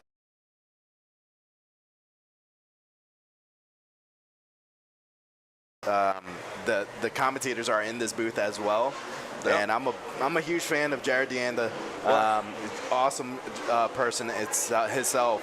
But and Jacob Giddens was here last time OSW had Formula Drift. But this track, the reason why I like this track even more is because of my nostalgia of Wall Speedway back in Jersey. So we thought we were going to be running that layout, but we realized it was going to consume too many tires.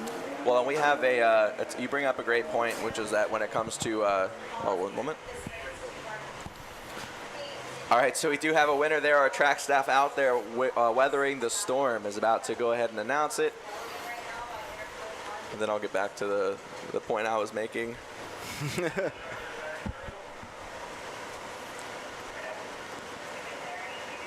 You know,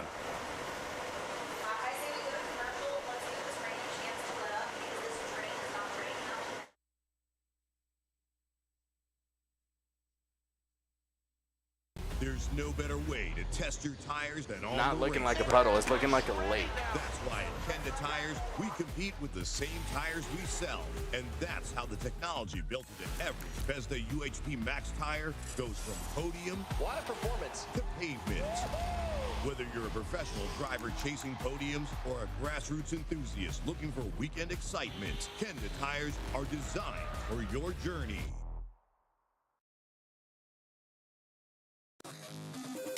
Link is the engine management solution for champions the world over. We know what it takes to win, pushing boundaries, performing under pressure, and having the best people on your team. Our tech support our performance specialists, available 24 hours and ready to talk one-on-one about your winning formula. Link ECU, the performance, reliability, and power to get to the podium.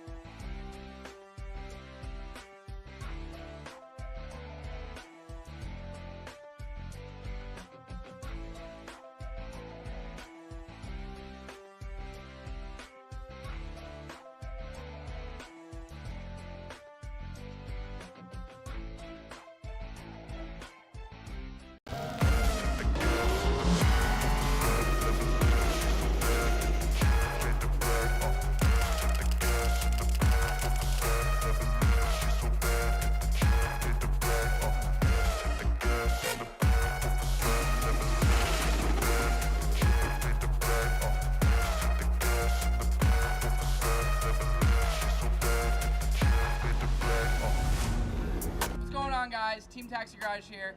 Use code USDC during the live stream for 10% off store-wide.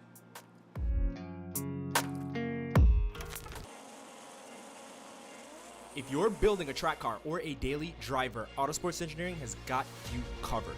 We manufacture some of the best billet performance parts in the market today, from transmission conversions to custom carbon drive shafts and drive shaft adapters. We use only the highest quality materials and equipment to ensure that our parts are not only strong, but also the finest quality. Whether you're looking to improve your vehicle's performance, reliability, or durability, Autosports Engineering has the perfect solution for you. Whether you're building a dedicated track car or a daily driver, Autosports Engineering has got you covered. We manufacture top quality billet performance parts that cater to a wide variety of applications, from transmission conversions and custom drive shafts to valve covers. We use only the finest materials and advanced technology to produce the most reliable parts out there in order for you to achieve your goals. If you would like to find out more about our products, feel free to reach out to us at autosportsengineering@gmail.com or check out the website at autosportsengineering.com.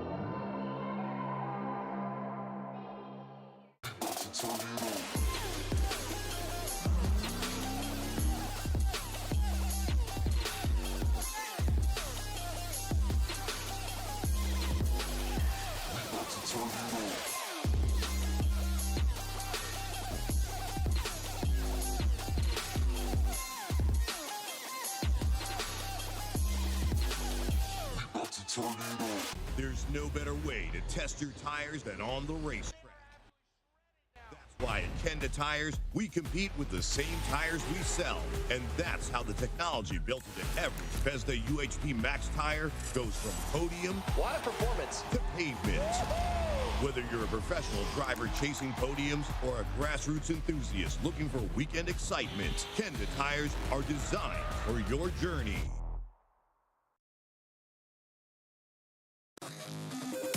Link is the engine management solution for champions the world over. We know what it takes to win, pushing boundaries, performing under pressure, and having the best people on your team. Our tech support are performance specialists, available 24 hours and ready to talk one-on-one about your winning formula. Link ECU, the performance, reliability, and power to get to the podium.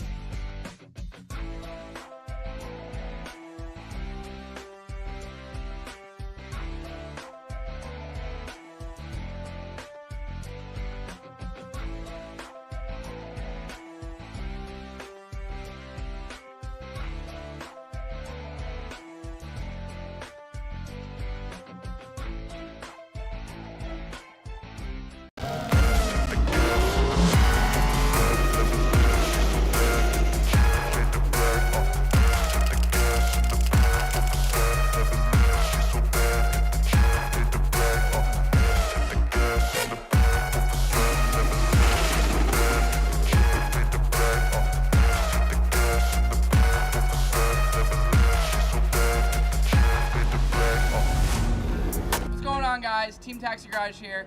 Use code USDC during the live stream for 10% off store-wide.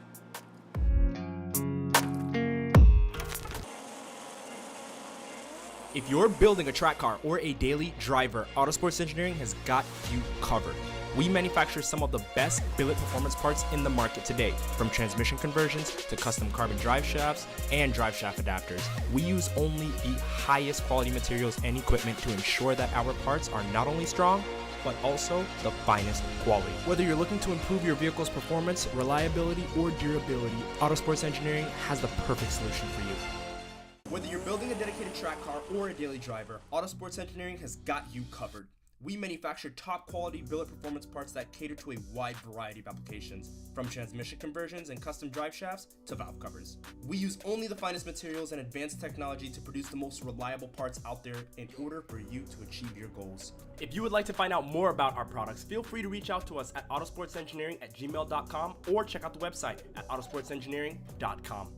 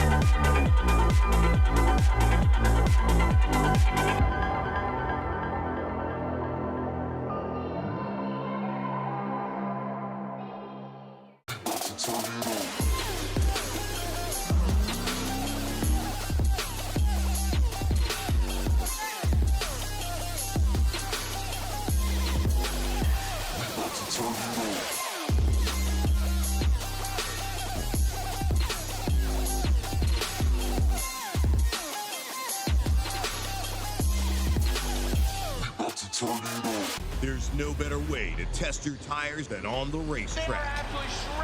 That's why at Kenda Tires, we compete with the same tires we sell. And that's how the technology built into every Bethesda UHP Max tire goes from podium What a performance. to pavement. Whether you're a professional driver chasing podiums or a grassroots enthusiast looking for weekend excitement, Kenda Tires are designed for your journey.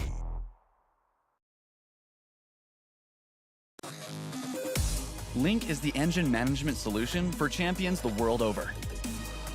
We know what it takes to win, pushing boundaries, performing under pressure, and having the best people on your team.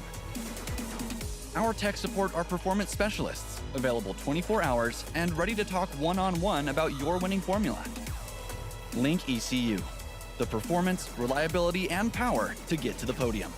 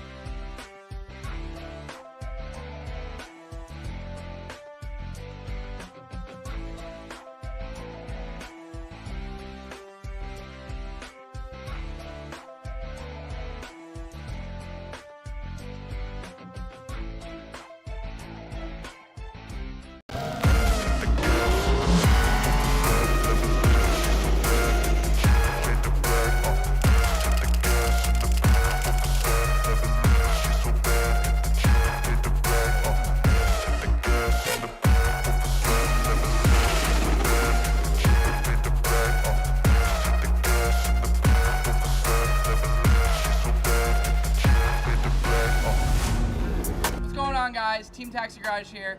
Use code USDC during the live stream for 10% off store-wide.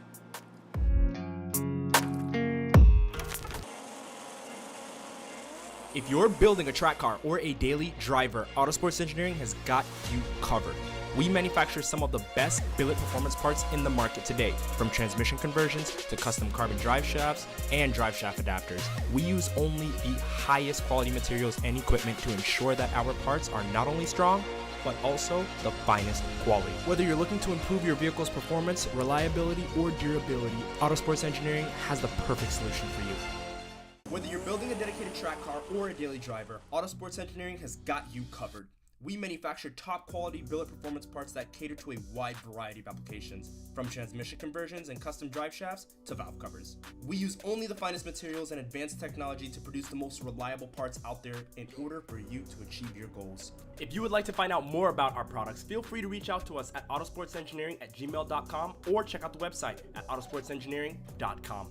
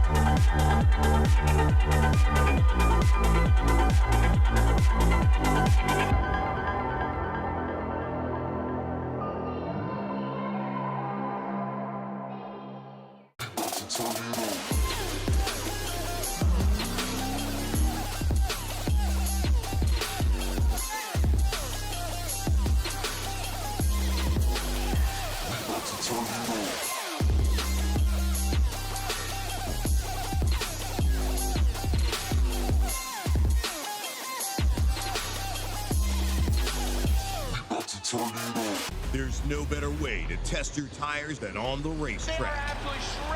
That's why at Kenda Tires, we compete with the same tires we sell. And that's how the technology built into every Bethesda UHP Max tire goes from podium What a performance. to pavement.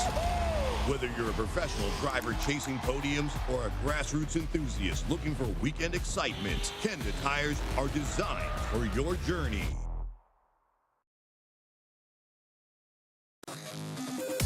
Link is the engine management solution for champions the world over. We know what it takes to win, pushing boundaries, performing under pressure, and having the best people on your team. Our tech support are performance specialists, available 24 hours and ready to talk one-on-one about your winning formula. Link ECU, the performance, reliability, and power to get to the podium.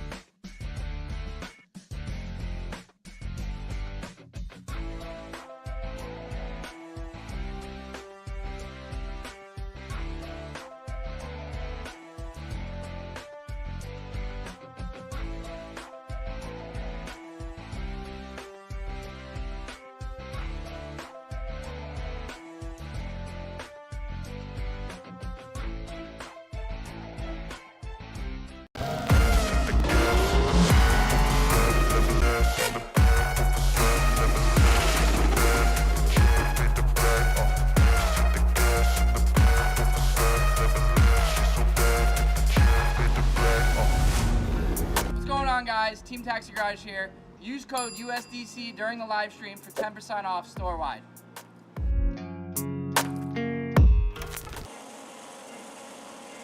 If you're building a track car or a daily driver, Autosports Engineering has got you covered. We manufacture some of the best billet performance parts in the market today, from transmission conversions to custom carbon drive shafts and drive shaft adapters. We use only the highest quality materials and equipment to ensure that our parts are not only strong, but also the finest quality. Whether you're looking to improve your vehicle's performance, reliability, or durability, Autosports Engineering has the perfect solution for you. Whether you're building a dedicated track car or a daily driver, Autosports Engineering has got you covered. We manufacture top quality billet performance parts that cater to a wide variety of applications, from transmission conversions and custom drive shafts to valve covers. We use only the finest materials and advanced technology to produce the most reliable parts out there in order for you to achieve your goals. If you would like to find out more about our products, feel free to reach out to us at autosportsengineering@gmail.com or check out the website at autosportsengineering.com.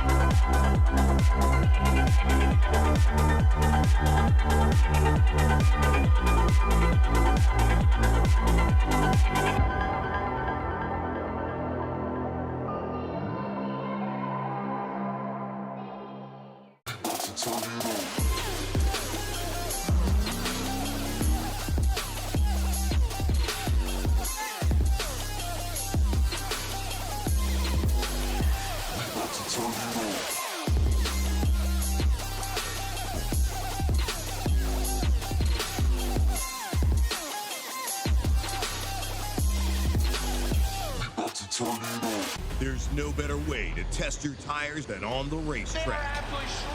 That's why at Kenda Tires, we compete with the same tires we sell.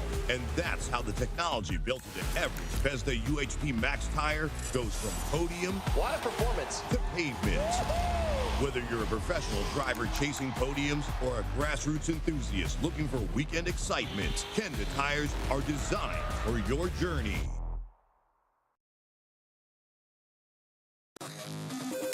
Link is the engine management solution for champions the world over.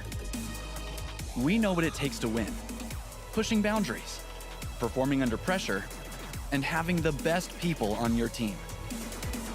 Our tech support our performance specialists, available 24 hours and ready to talk one-on-one about your winning formula.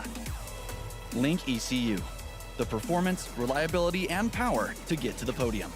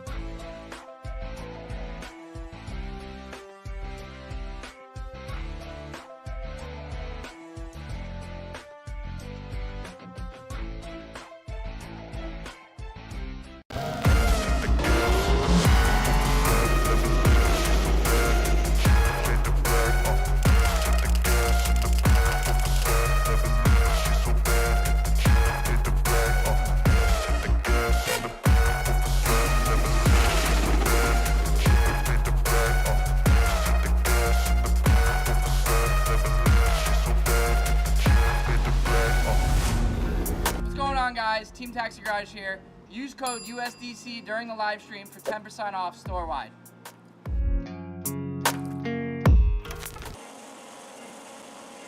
If you're building a track car or a daily driver, Autosports Engineering has got you covered.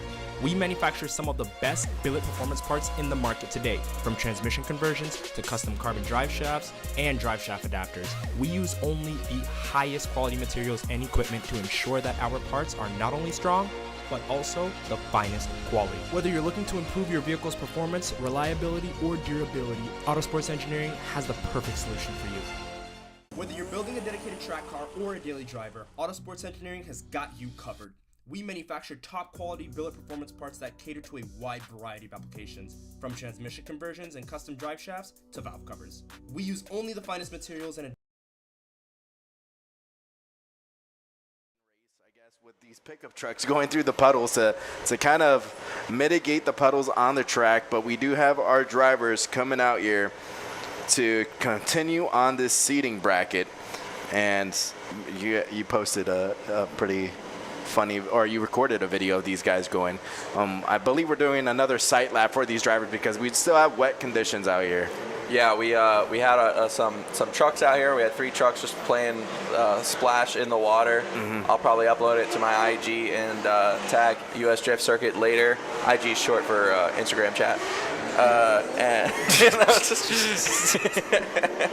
but anyways, we're gonna return to the action now. We're sorry for the delay. It just took a while for us to address that, but we do believe the worst of it is past us now. But unfortunately, we do still have some puddles out there we're gonna have to figure out. Sasha Prospero actually just put on a clinic of how to come through that on the sight lap. So I was just about to talk about kind of how to get through really deep water. I don't know, we can't really see the same feed we typically do at the moment, but if we caught Sasha Prospero there, I think we're going to see him do it again. The biggest way to make it through water, and I think this even just applies to if you're hydroplaning in real life, is just, or just on a highway or something, is just keeping all of your momentum straight, whatever direction you want to go. You don't want your car to be having even the slightest hint of rotation coming across the water, because it's gonna make everything far more dramatic, every little bit of movement. So we just saw Sasha puddle on a sight lap. He was at pretty much full lock, but his car wasn't in the middle of pivoting and weight transferring in any direction. His weight was nice and steady. He was coming in a straight line through the water. So that's going to be what you want to do here. It may mean, you know, there's two ways you're going to come across this first clip. A, right on the clip, in which case you're not going to be touching as much of that water, and you could get lucky and make minimal contact with it. It still spans pretty far out there, so it's going to be difficult to avoid it. And then the other way is to just kind of tackle the water head on. You're going to be a little bit further off the clip for it, but if you can kind of control how you come through the water, you can at least prevent the spin. So interested to see the approach there. I just saw in chat, we need 50 dudes with squeegees. I don't think 50 is enough.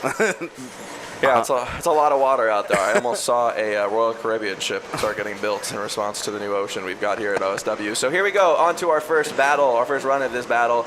We've got Mester in the lead, Prospero in the chase. Mester doing a great job getting onto the top. We see him getting up there and making a little bit of contact with his bumper up on that wall, getting nice and friendly and familiar with it as they come around. Sasha Prospero also being really high up, but he's not as close to prioritizing, just getting that lead really nice and close. They both do a good job coming through the water as they transition, coming past this next clip. Neither one of them got disrupted by that those two ponds that we were really worried about them losing their grip with and their composure. So if it's possible for them, it's possible for anybody as they both make it across the line.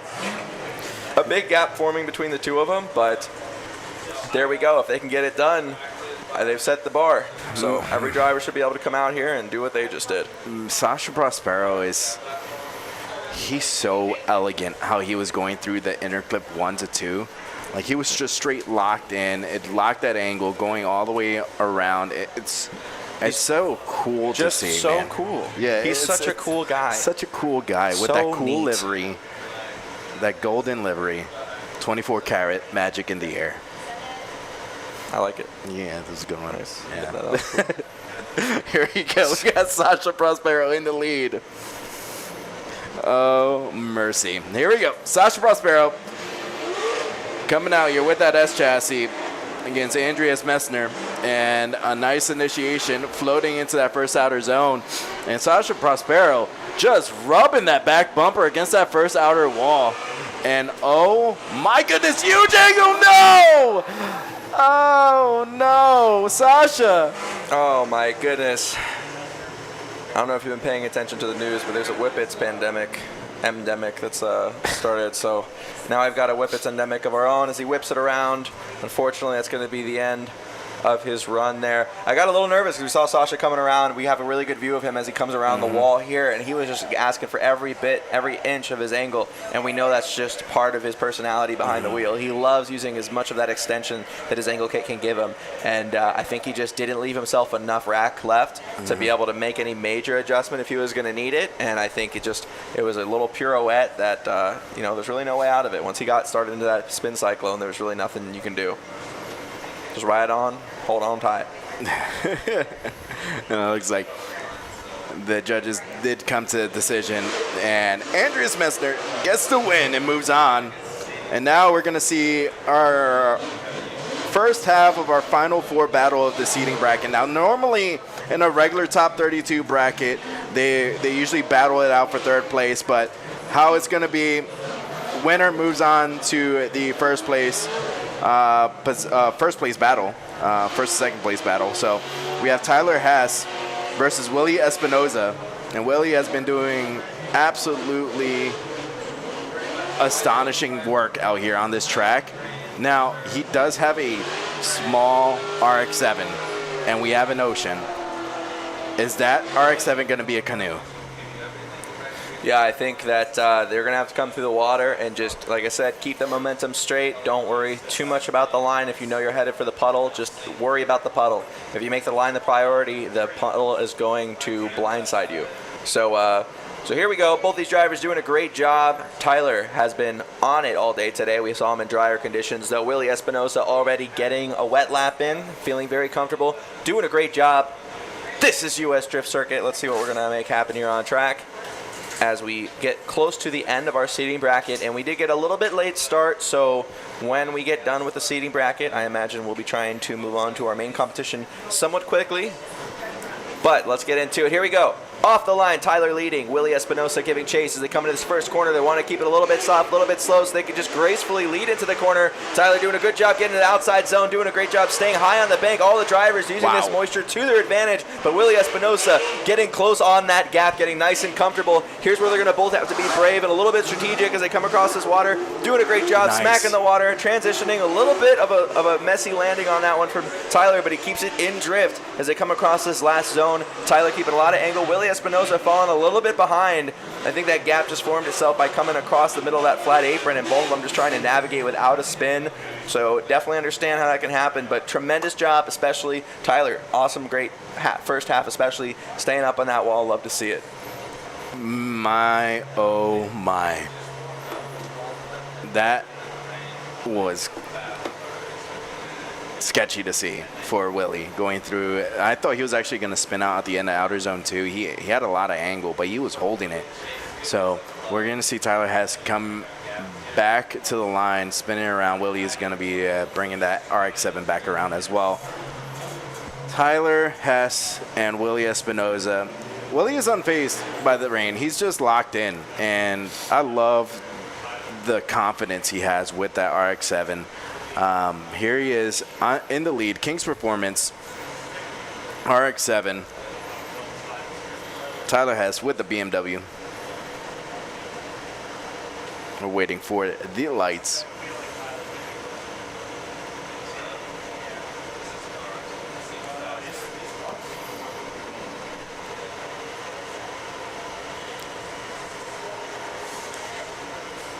All right, here they are. Lights are going. Willie Espinosa in the lead. Tyler Hess in the chase. Winner moves on for the battle of first and second place in the seeding bracket. Willie Espinosa with a very generous initiation in that first outer zone. Now he's getting it in all the way deep to that first outer zone. And here comes that inner clip one. Let's see if he's able to dive into it. He does fill it out, use some left foot brake to pivot that car around into inner clip two. And then going to outer zone two as well. Able to get back on throttle pretty quick all the way through that final outer zone. But it looks like, possible 2-tire drop on there. Maybe. Nah, that was flirting. It looked like a 2-tire drop. I'm not too sure. That wheelbase is so short. Yeah, and both of them coming through the water, I think we're starting to see the pattern of like how these drivers are realizing that water is going to react. And if I'm their spotter, I'm hoping that, you know, the spotters for these drivers who haven't gone up yet are going to start informing them of, hey, when you hit this water, here's what the effect is it's having on these other drivers. And as we can see, they're trying to keep their momentum straight as they come through there, but they're also hitting a thick amount of water. So it almost acts like a brake coming across the back, and it's almost going to help you start that rotation. So kind of coming out of the puddle, if you can kind of exit that, already starting that transition, it's going to be the best way to not just make it through there safely, but kind of almost use it to help you change the attitude of the car and make it towards the next clip. So now we're just waiting from the judges to hear the response on who won. A lot to talk about over there. Yeah, thick with 3 C's on that one. Big ol' thicky. Yeah. My oh my. The track right here, it did look like it stopped raining, but the track is starting to dry up.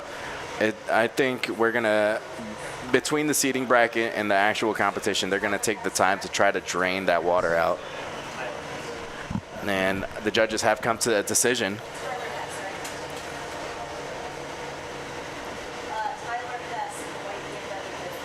And Tyler Hess gets the win and moves on.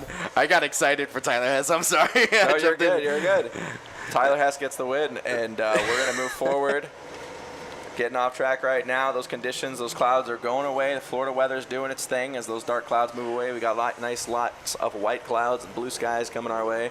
And we can see even on the skid pad, we talked about this, how it's a fun day. Any of these drivers that get knocked out, I saw some of them are just going out there and they're just having fun on the skid pad, tuning themselves. But we can see it's just as wet back there. We just saw one of the Drift HQ cars go back in the background and just shoot water as high as the stands are. Those Drift HQ guys, they're one of the main sponsors for US Drift Circuit. You'll see Kenda Tires as well as one of our sponsors. But Drift HQ guys, they are very they're very competitive, but they know when to have fun. And whenever I'm able to see how they go out to every competition that they can, or a fun run, they're just out there with big old smiles, cooking food. Salvio Silva hooked us up last round with some good food, and he's just happy to be at the track. Yeah, I get a little dangerous, or I get a little worried whenever I'm around him, because I know that he's just always going to be having something scrumptious at the grill, and he's got always something to attract you there. If it's not his beautiful car and the setup, and you know, he's got a big personality, and then there's also just the aroma of the barbecue running, and definitely for him, when he says "let me cook," it can mean anything. It can mean I'm about to go out there and drive, or I'm literally about to cook up the grill and make some of the best steak you've ever had. So, but very happy to have him out here. All these guys are regulars, and they've been a part of everything US Drift Circuit has done. And like you said, we got some sponsors with us. So thank you, OMP Racing, Link ECU, Taxi Garage, and then of course Drift HQ being one of our main other ones. And the other one is a huge favorite, even for some of our volunteers. I know Sarah Panico, it's her favorite company in the world. Auto Sports Engineering has lots of pretty much anything you need, any of those important pesky things that break in competition when you need to start getting serious. You get the high quality parts that you need to make your car bulletproof. All of your lines, fittings, adapter kits, clutch, flywheel, brackets, CNC machine adapter plates, anything that's going to be that stuff that you might have put a lot of attention into your suspension or your internals of your engine, but it's all the stuff that you forget about that ends up costing you an event. So rely on Auto Sports Engineering, and they're also a big distributor for a lot of different parts, including Turbo by Garrett and a couple of others. So thank you for Auto Sports Engineering being a part of this journey with us as we return back to the track and take a look at the action. Yeah, we have Andrew Grindle from Grindle Garage, Chevy Corvette, versus Andreas Messner. And it's just awesome to see. You were talking about our main sponsor, that they're also homegrown. They're home state, Florida, and they've been doing a great job supporting the event, and I am super happy to have them on board, as well as plenty of other people on the staff. But here is Andrew Messner. Andrew and Messner. This is going to be a weird one, because Andreas and Andrew could kind of be a tongue twister. So here we go, Andrew versus Andrew. Only one Andrew can take it all as we come into the first corner. Messner getting up on the wall, doing a great job getting an outside zone. Grindle having a little trouble adjusting, but taking that midline to close the gap. Messner doing a good job as he comes down off that outside clip. Here he's going to have to make a good line, get confidence, come through here. Andrew Grindle doing a great job on proximity as they both almost crab walk through the water. Ooh, both of them almost came completely out of drift there, trying to recover on that transition. We're going to have to see the replay, but for right now, Messner making his way around. And this is the completion of the first run of the battle of which Andrew will get to be the real Andrew. There can only be one. Andreas and Andrew. It just tongue twisted. You caught me so off guard on that that whole run up. Man, with Andrew going into interclip 1, going to interclip 2, I saw the back bumper lifted off of his car, and it looked like he possibly straightened or just dove into that second puddle on the interclip 2. But I'm curious on how the judges would see this, especially with these obstacles on the track. You got two big puddles that they could majorly affect these cars. And we've got a big dynamic here. So Andreas, the other one, let's be clear. Andreas, yes. Andrew, very similar. But the Andreas, he's coming around. He's getting way more confident with his car. Andrew Grindle has been uncharacteristically making some mistakes today. Yeah. And so this is one of those situations where it's kind of like you've got two different slopes kind of lining up with each other and could make for a really great battle. It was a great first run. Let's see if the second run's going to follow. Immediately a gap established as Andrew Grindle throws himself to the outside. Messner's got some homework to do if he wants to get caught up. He's coming around the outside.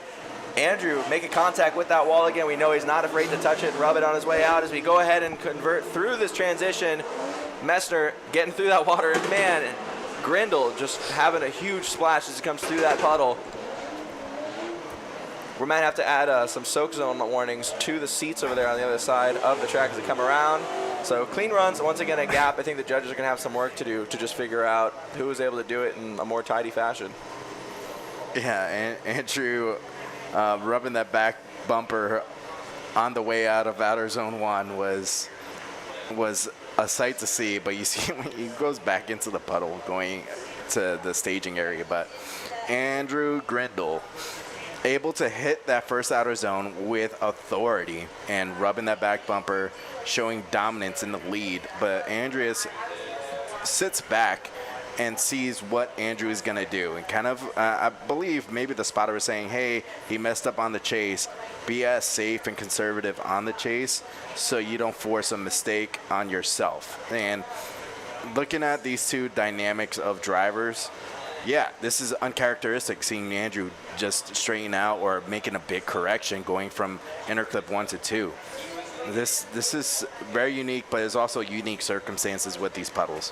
Yeah, and you know, Messner, I like seeing him get better and develop as a driver, and it's also very fun to see someone in a different chassis. We've got a lot of 240s, BMWs, and Corvettes out here, and he is our only Infinity out here in the U.S. Drift Circuit Series. So very excited to see how he's going to do as he continues to show up and evolve as a driver, and especially here within our series. And we're just waiting again on the judges, and we don't have replays up for you at the moment, but definitely I think one of the judges are going to have to just keep going back and forth on, because on one of those runs, like I said, as they came through the middle, they almost both straightened out. Yeah. So it's going to be to what degree they narrowed that angle, if it was just narrowing out and shallowing, or if it truly was something the judges would deem a straighten, because of course in drifting that's deemed a 0. Yep. And I think, especially what you're saying, I'm going to kind of, with the lead versus lead, I do like Andrew's lead a lot more. It was fluid and consistent. There was no hiccups. Andreas did have that hiccup going into interclip 2. So looking at it in the big picture, if lead versus lead, I think Andrew would probably be my favorite to move on.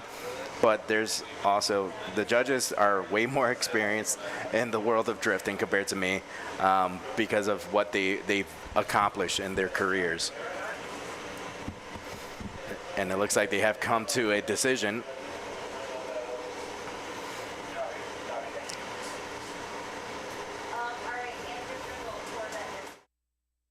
Grindle gets the win. Andrew Grindle gets the win and is moving on.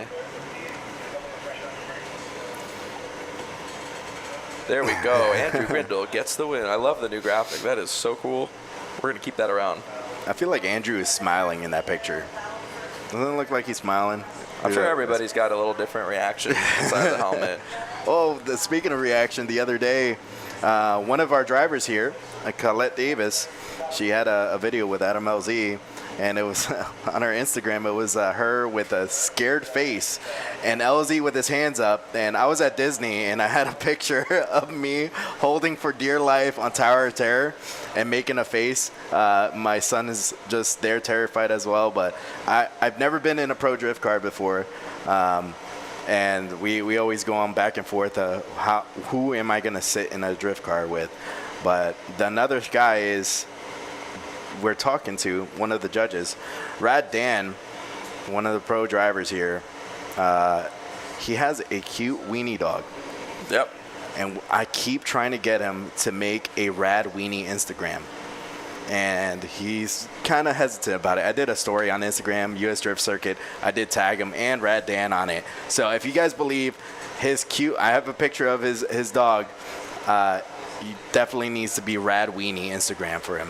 Yeah, go ahead and respond to Tiny's post if you want to see the Rad Weenie Instagram, and then go ahead and DM Rad Dan himself and hit him up with "Show me your weenie," and make sure he understands you want to see the Wiener Dog Instagram post go up. And I hope he heard me say that. He's standing right next to me. Otherwise, he's really going to have some questions for why he's getting those kinds of messages.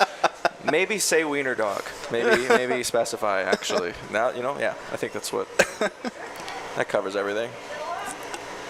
But no, I like it's funny because I even follow a couple different drivers' pet pages or even just celebrities. So like Joe Rogan from his podcast, he's got his dog Marshall. That's the golden retriever. He's got his own Instagram. Anyone who watches Formula One, Charles Leclerc, he's got his dog. Lewis Hamilton also has his own dog. It has an Instagram and everything too. So very fun to kind of like follow that and then see that like even these people who are celebrities, they don't run like their own account, but they run their dog's account. They don't really care to run their own account. They've got people for that. But when it comes to their dog, they're like, no, this is my passion project. Man, that it's funny because it's cool to see that too, because when you go to a drift event, a lot of people are like, oh, it's just a bunch of people hanging out, seeing cars go sideways. But then out of nowhere, you see a dog like just chilling in the pits while engines are going off. I'm like, that's a pretty cool dog. Yeah, and a lot of dogs, I think it's funny, but all of our events have been dog friendly so far. We always see them at Sebring, and some of them that aren't so ready with the sound. I even have some pictures of some that were carried around in a wagon that had their own earplugs on to make them quiet, but they enjoy being here. And then while we're waiting for the next stuff to happen, we even see on the back end, we see Colette's old Corvette. So she's not driving that Corvette today, but it is still here, but just doing some shakedowns and stuff on that skid pad. So remember, if you like drifting and you want to be able to come to these events, but you'd also wondered if we were doing the open fun day stuff, we are. Come out here. You can use a skid pad. Skid pad's available all day, and there's a lot of availability, guys. If you want to get a lot of seat time and you try to get these other OSW private days or these other OSW events where you're sharing the track with just 30, 40 cars all trying to use the same skid pad, this is a great chance for you to get some awesome seat time. It's worth every single penny to be able to just hot lap to your heart's content. And then, so we're currently waiting for our drivers to change tires and get back on the track with the final battle that's coming out here. You have Tyler Hess. He's going to be battling Andrew Grindle. And while we wait, we've got some of our volunteers there on the stream. We can see Alex and Sarah, both these guys, Alex Ulate and Sarah Panico, being longtime volunteers over here, helping out US Drift Circuit. Pretty much anything you need, anything the staff needs, they help coordinate a lot of that stuff with Chris Jackson. Even help make things a little bit more streamlined. So even one of our judges, Adam Ginkle, who's been a judge in the past, also a driver in the past, and has even rented his car out to Nick Ward, is also present, just being a volunteer and a coordinator at these events as well. So we have these meetings, we have these Zoom meetings, we try to work on every way that we can make these events run more streamlined and operate better. And then even as far as the stream, how we can continue to improve that for viewership. So round of applause. Honestly, we could not do it we couldn't do anything without these volunteers. They really are the backbone of this, and they don't get to show up on the stream, and you don't get to see them drive, but there are a lot of them, and they work a lot of hours to make this happen. So shout out to them. But here we go, back on track as we see another battle, and this one's going to be Messner versus Willie Espinosa. Yeah, they're ending up doing the third place battle to see who gets third.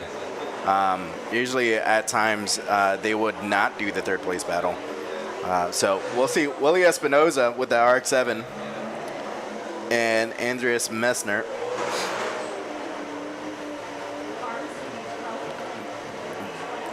Willie has... Man, Willie's car has been through the ringer.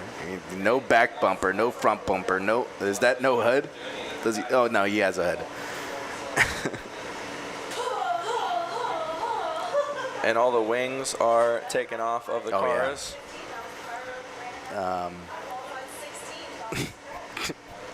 And we've got Kelsey Rawlings joining us on the stream in the background. Look at, you just heard some sound effects. She's working on her folly for Hollywood. Here we go. Andreas Messner in the lead. Willie Espinosa in the chase. Andreas coming out there with the backfire on his G. Wow. And that was the sound that Kelsey was trying to mimic. Oh, Willie goes into the pond. Oh, man, that puddle said Willie Espinosa. Who Espinosa? I don't know. That wasn't that. I was going for a dad joke there. But anyways, that's what we mean. Coming across this water, we've seen him come through. He was doing just fine, and then out of nowhere, just spin cyclone. So unfortunate to see it go that way. At least there's nothing to make contact with there, so car should be perfectly fine as he pulls back up to the line. He did put his hand up going out of that puddle. I don't know if, was that him kind of signaling to the other driver because they're coming on the other side to let him know, hey, I spun out, I'm not moving? I just put my hands up when I go through any puddle, so I couldn't tell you. But whatever it is, I'm glad that there's no collision. There's no situation where that was happening with him, in the lead. That could have obviously, when these cars whip around, sometimes they actually kill speed way faster than if you didn't whip around behind them and you're just hitting the brakes. So it makes it really difficult because when you spin, you dissipate a lot of energy. So it happens all the time where a car spins and then the car behind them, just even with full commitment on the brakes, can't prevent the collision. So here we go, Willie in the lead, Messner in the chase. This is your third place battle. Wrapping up our seating bracket as we have Willie Espinosa commit to the outside. Messner on the inside, dropping way low. He's going to need to not overpass. He kind of straightens up there, and the tire smoke is coming back. I don't think either one of them were expecting that grip to come back. And now we've got a really interesting scenario. Messner spinning out and Willie continuing around the track. This is going to be more difficult than when it was all wet. And I think these conditions are something that's worth talking about for a second, is that when everything is wet, everything's wet. When everything's dry, everything's dry. When some things are dry and some things are wet, and you can't tell where that change happens, as a driver, it is very difficult because these cars make so much grip when it's dry, and at the same time, they all have zero grip when it's wet. So, so coming off that wall and seeing all the tire smoke and going from there to what is inevitably still probably about a 4-inch deep puddle is pretty difficult. So it looks like it claimed victims to both of them. That's 4 inches to you, man? I don't know. I think it's more. That looks more like 6. I'm not even going to pay attention. I think it's more about what the puddle does. The puddle is very effective. So we're gonna just respect the puddle, I think, and understand that the puddle is definitely worth heating, and it's quite impressive. It's a very impressive puddle. So we're just waiting on the judges to get a deliberation. Now, in this situation, I'm only assuming they're judging. It's pretty obvious, the leads of both of the drivers, seeing who's moving on. You can't judge because they both zeroed out their chase. And they specifically zeroed at the exact same point on the track, which does make a difference. All right, we have a winner. Willie Espinosa in the purple RX-7 is moving on. One more. And we got one more battle coming up. This is our first and second place battle, which will be Tyler Hess and Andrew Grindle. And we got our final battle, and then we are going to reorganize and get ready to launch our top 32 competition, because that will form our bracket. And then when we come back, we'll talk more about the points. Who's got the chance at being competitive going into the finals? Who's within reach? And who could be our champion this season, moving on to Pro Spec to represent the Florida drifting scene. And I think it's fun talking about that too, because Lewis Lands, man, what a great shining example of what should be moving on. I know previous year we had Jaden, he went on to Pro Spec. He didn't end up following through with just staying present in it, but even in his first season moving from Florida to the FD Pro Spec stage, had some good success. Lewis Lands is right now on a great trajectory, I think, going out there. There's people that are Pro Spec return drivers, and I think he's out driving them on his first year. So tremendous potential, and the seat time is what really does it for him. He comes to these events, he wants to make his presence known, and he's even adding an extra layer of challenge and trials and tribulations to the people who are driving in this series. So, there's a chance you got to get through him just to get your Pro Spec license now, and all it's going to do is develop better drivers to represent Florida in that series. Here we go. We're first lap of our battle. Tyler Hess in the lead.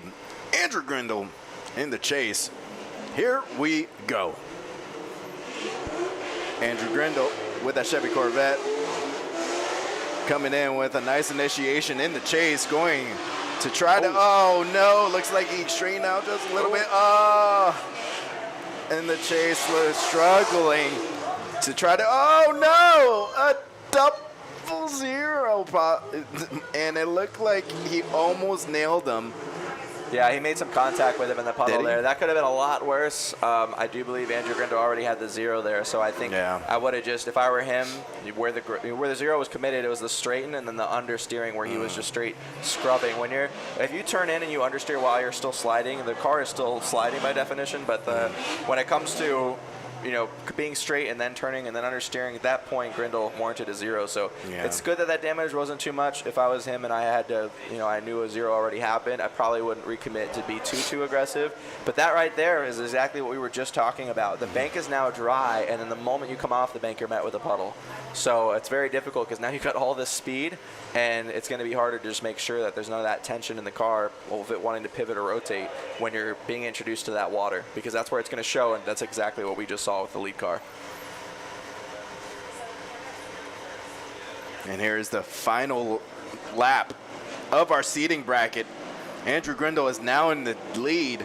Tyler Hess in the chase with the BMW. Andrew Grindle, nice little initiation going to that first outer zone, but I don't think he's actually touching that first outer zone. Here's Tyler Hess trying to reel in the proximity. Andrew Grindle just goes straight into the pond. And Tyler Hess is just going to continue on with the lap. I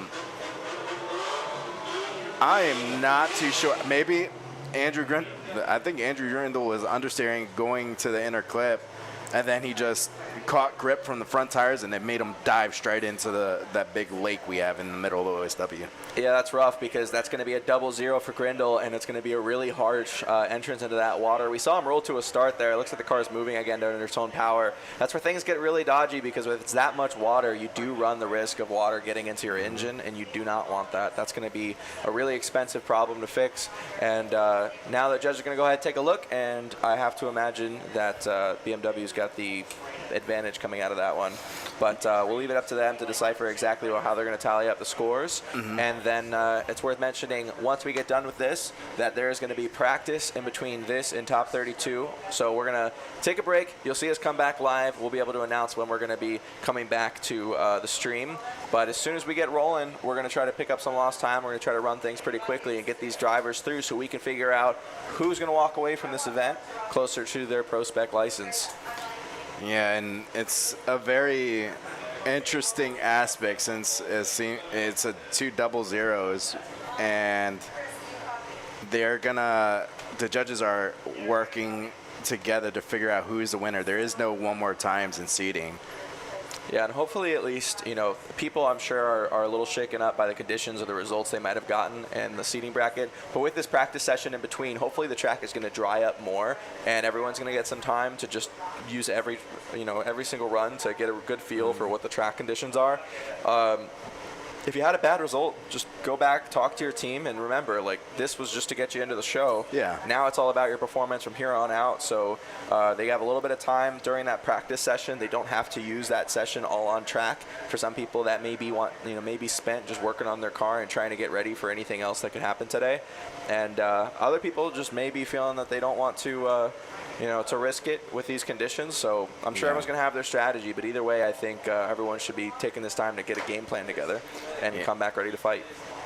Especially with these conditions being very patchy. This is something, they're not having a day to go into competition, so it's going to dry up the water as long as the weather helps us out with the sun to dry up the water. Florida loves to do that real quick.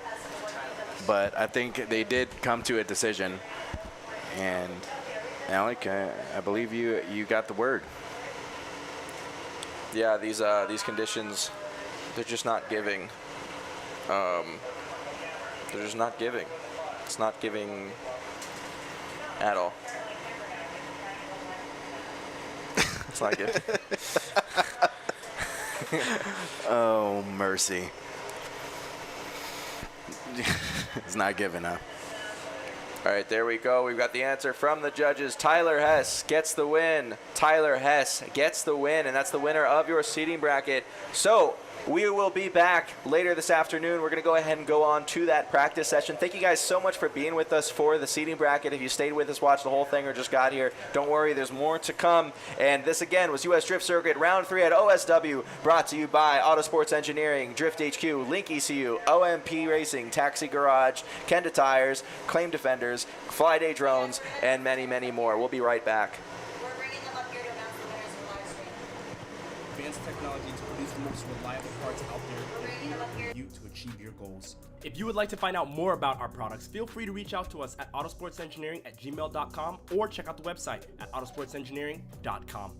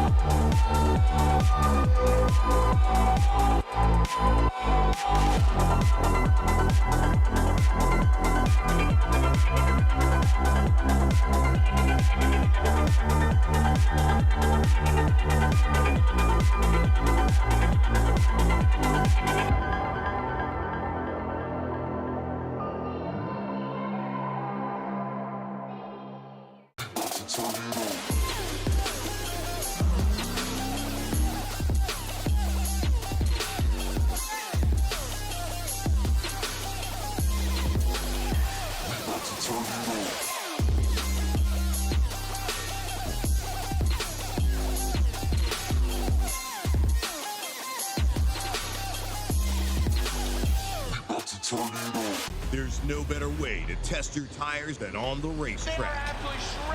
That's why at Kenda Tires, we compete with the same tires we sell. And that's how the technology built into every Fezda UHP Max tire goes from podium What a performance. to pavement.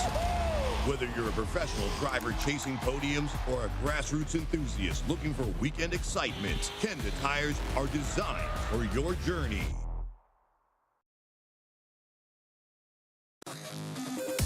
Link is the engine management solution for champions the world over. We know what it takes to win, pushing boundaries, performing under pressure, and having the best people on your team. Our tech support are performance specialists, available 24 hours and ready to talk one-on-one about your winning formula. Link ECU, the performance, reliability, and power to get to the podium.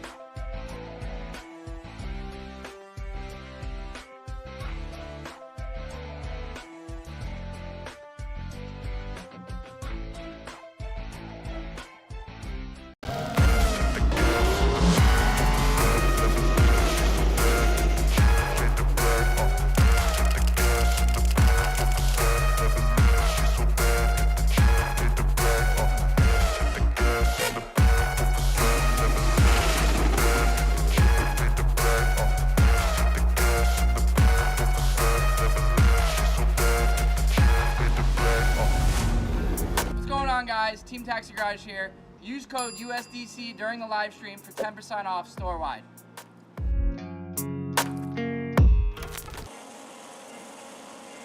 If you're building a track car or a daily driver, Autosports Engineering has got you covered. We manufacture some of the best billet performance parts in the market today, from transmission conversions to custom carbon drive shafts and drive shaft adapters. We use only the highest quality materials and equipment to ensure that our parts are not only strong, but also the finest quality. Whether you're looking to improve your vehicle's performance, reliability, or durability, Autosports Engineering has the perfect solution for you. Whether you're building a dedicated track car or a daily driver, Autosports Engineering has got you covered. We manufacture top quality billet performance parts that cater to a wide variety of applications, from transmission conversions and custom drive shafts to valve covers.